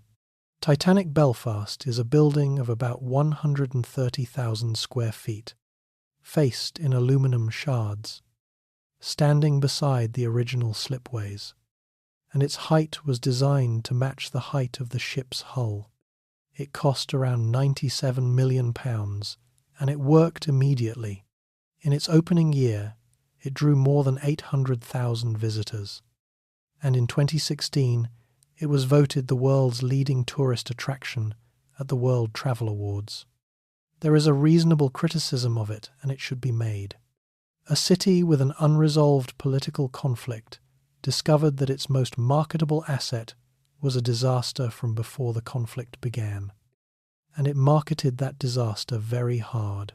Some Belfast people find the whole thing uncomfortable. Others point out, fairly, that the alternative was no tourist industry at all. What the museum does well is the part of the story this video argued for in Chapter 6. It is a museum about the city, the mills, the yard, and the workforce, more than it is a museum about the sinking. It puts the men who died in construction on the wall. The slipways themselves are marked out at full scale in the ground outside, with the outline of the deck plan and benches placed where the lifeboats were, standing at one end. It takes a long time to walk to the other, somewhere in that ground. Samuel Scott fell. The second export was unexpected, from 2010.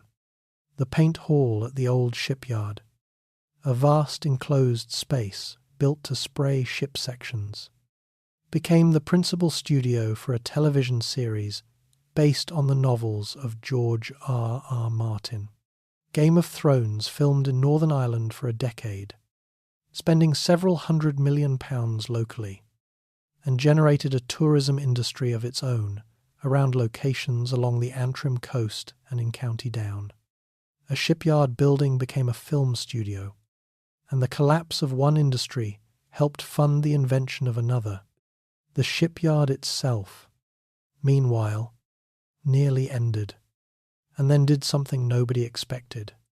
In August of 2019, Harland and Wolff went into administration.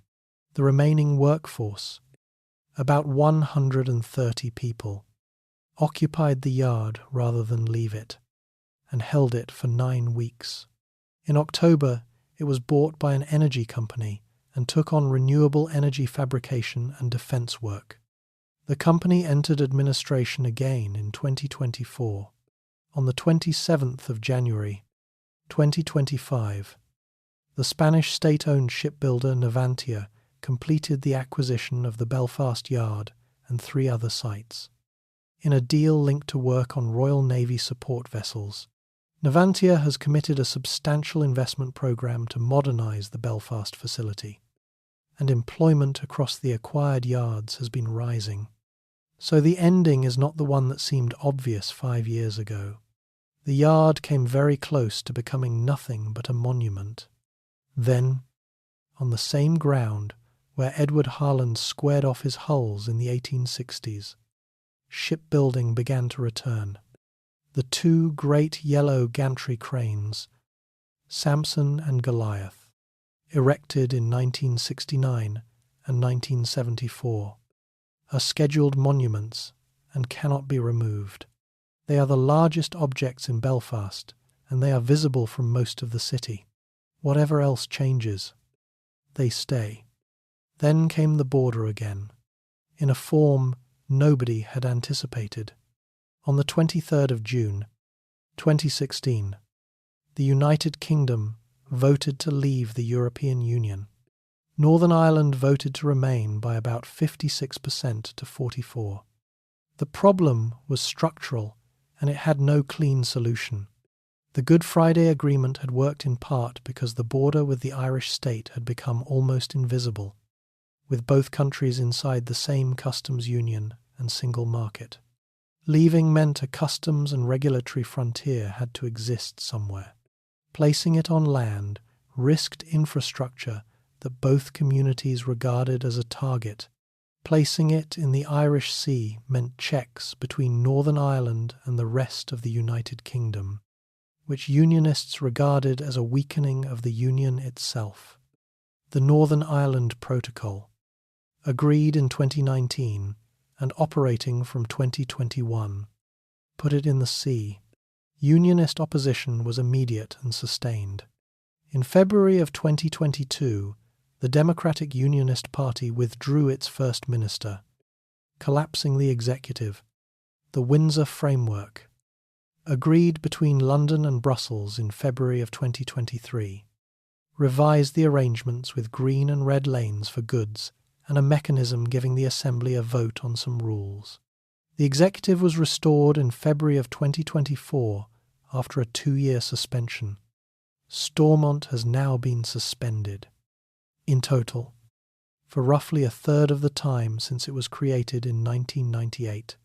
That is the honest measure of how well the settlement functions. And in those same years, the demography that the state was designed around changed. The census of 2021 recorded, for the first time since Northern Ireland was founded, more people from a Catholic background than a Protestant background, at about 45.5% to about 43.5%. The fastest growing category was people identifying with no religion at all. In the Assembly election of May 2022, Sinn Féin became the largest party for the first time, When the executive was restored in February of 2024, Michelle O'Neill became First Minister. The office of First Minister and Deputy First Minister is legally a joint office with identical powers, so the practical change was limited. The symbolic change was not. A Republican leading the government of a state created specifically to guarantee a unionist majority is an outcome that James Craig legislated to make impossible. It is also worth saying what the demographic shift does not mean. Survey evidence in recent years has consistently shown support for Irish unity well below 50%, including among a significant proportion of Catholics. And the fastest growing political bloc identifies as neither unionist nor nationalist.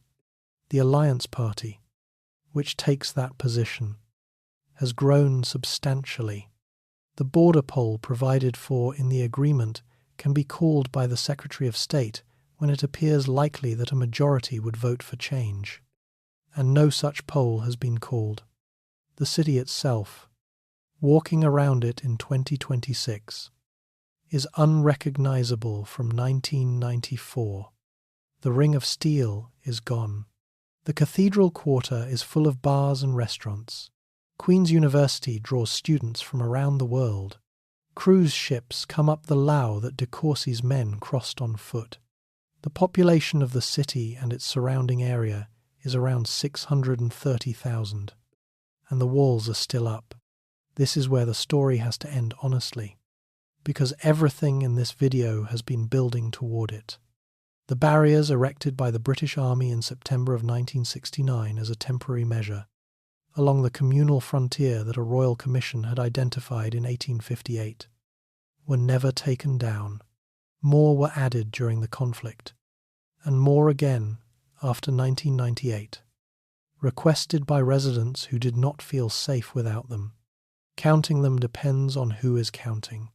The Department of Justice is responsible for around 59 structures, counts that include barriers owned by the Housing Executive, by the Department for Infrastructure, and by other public bodies typically run to around 90 or 100 across the city.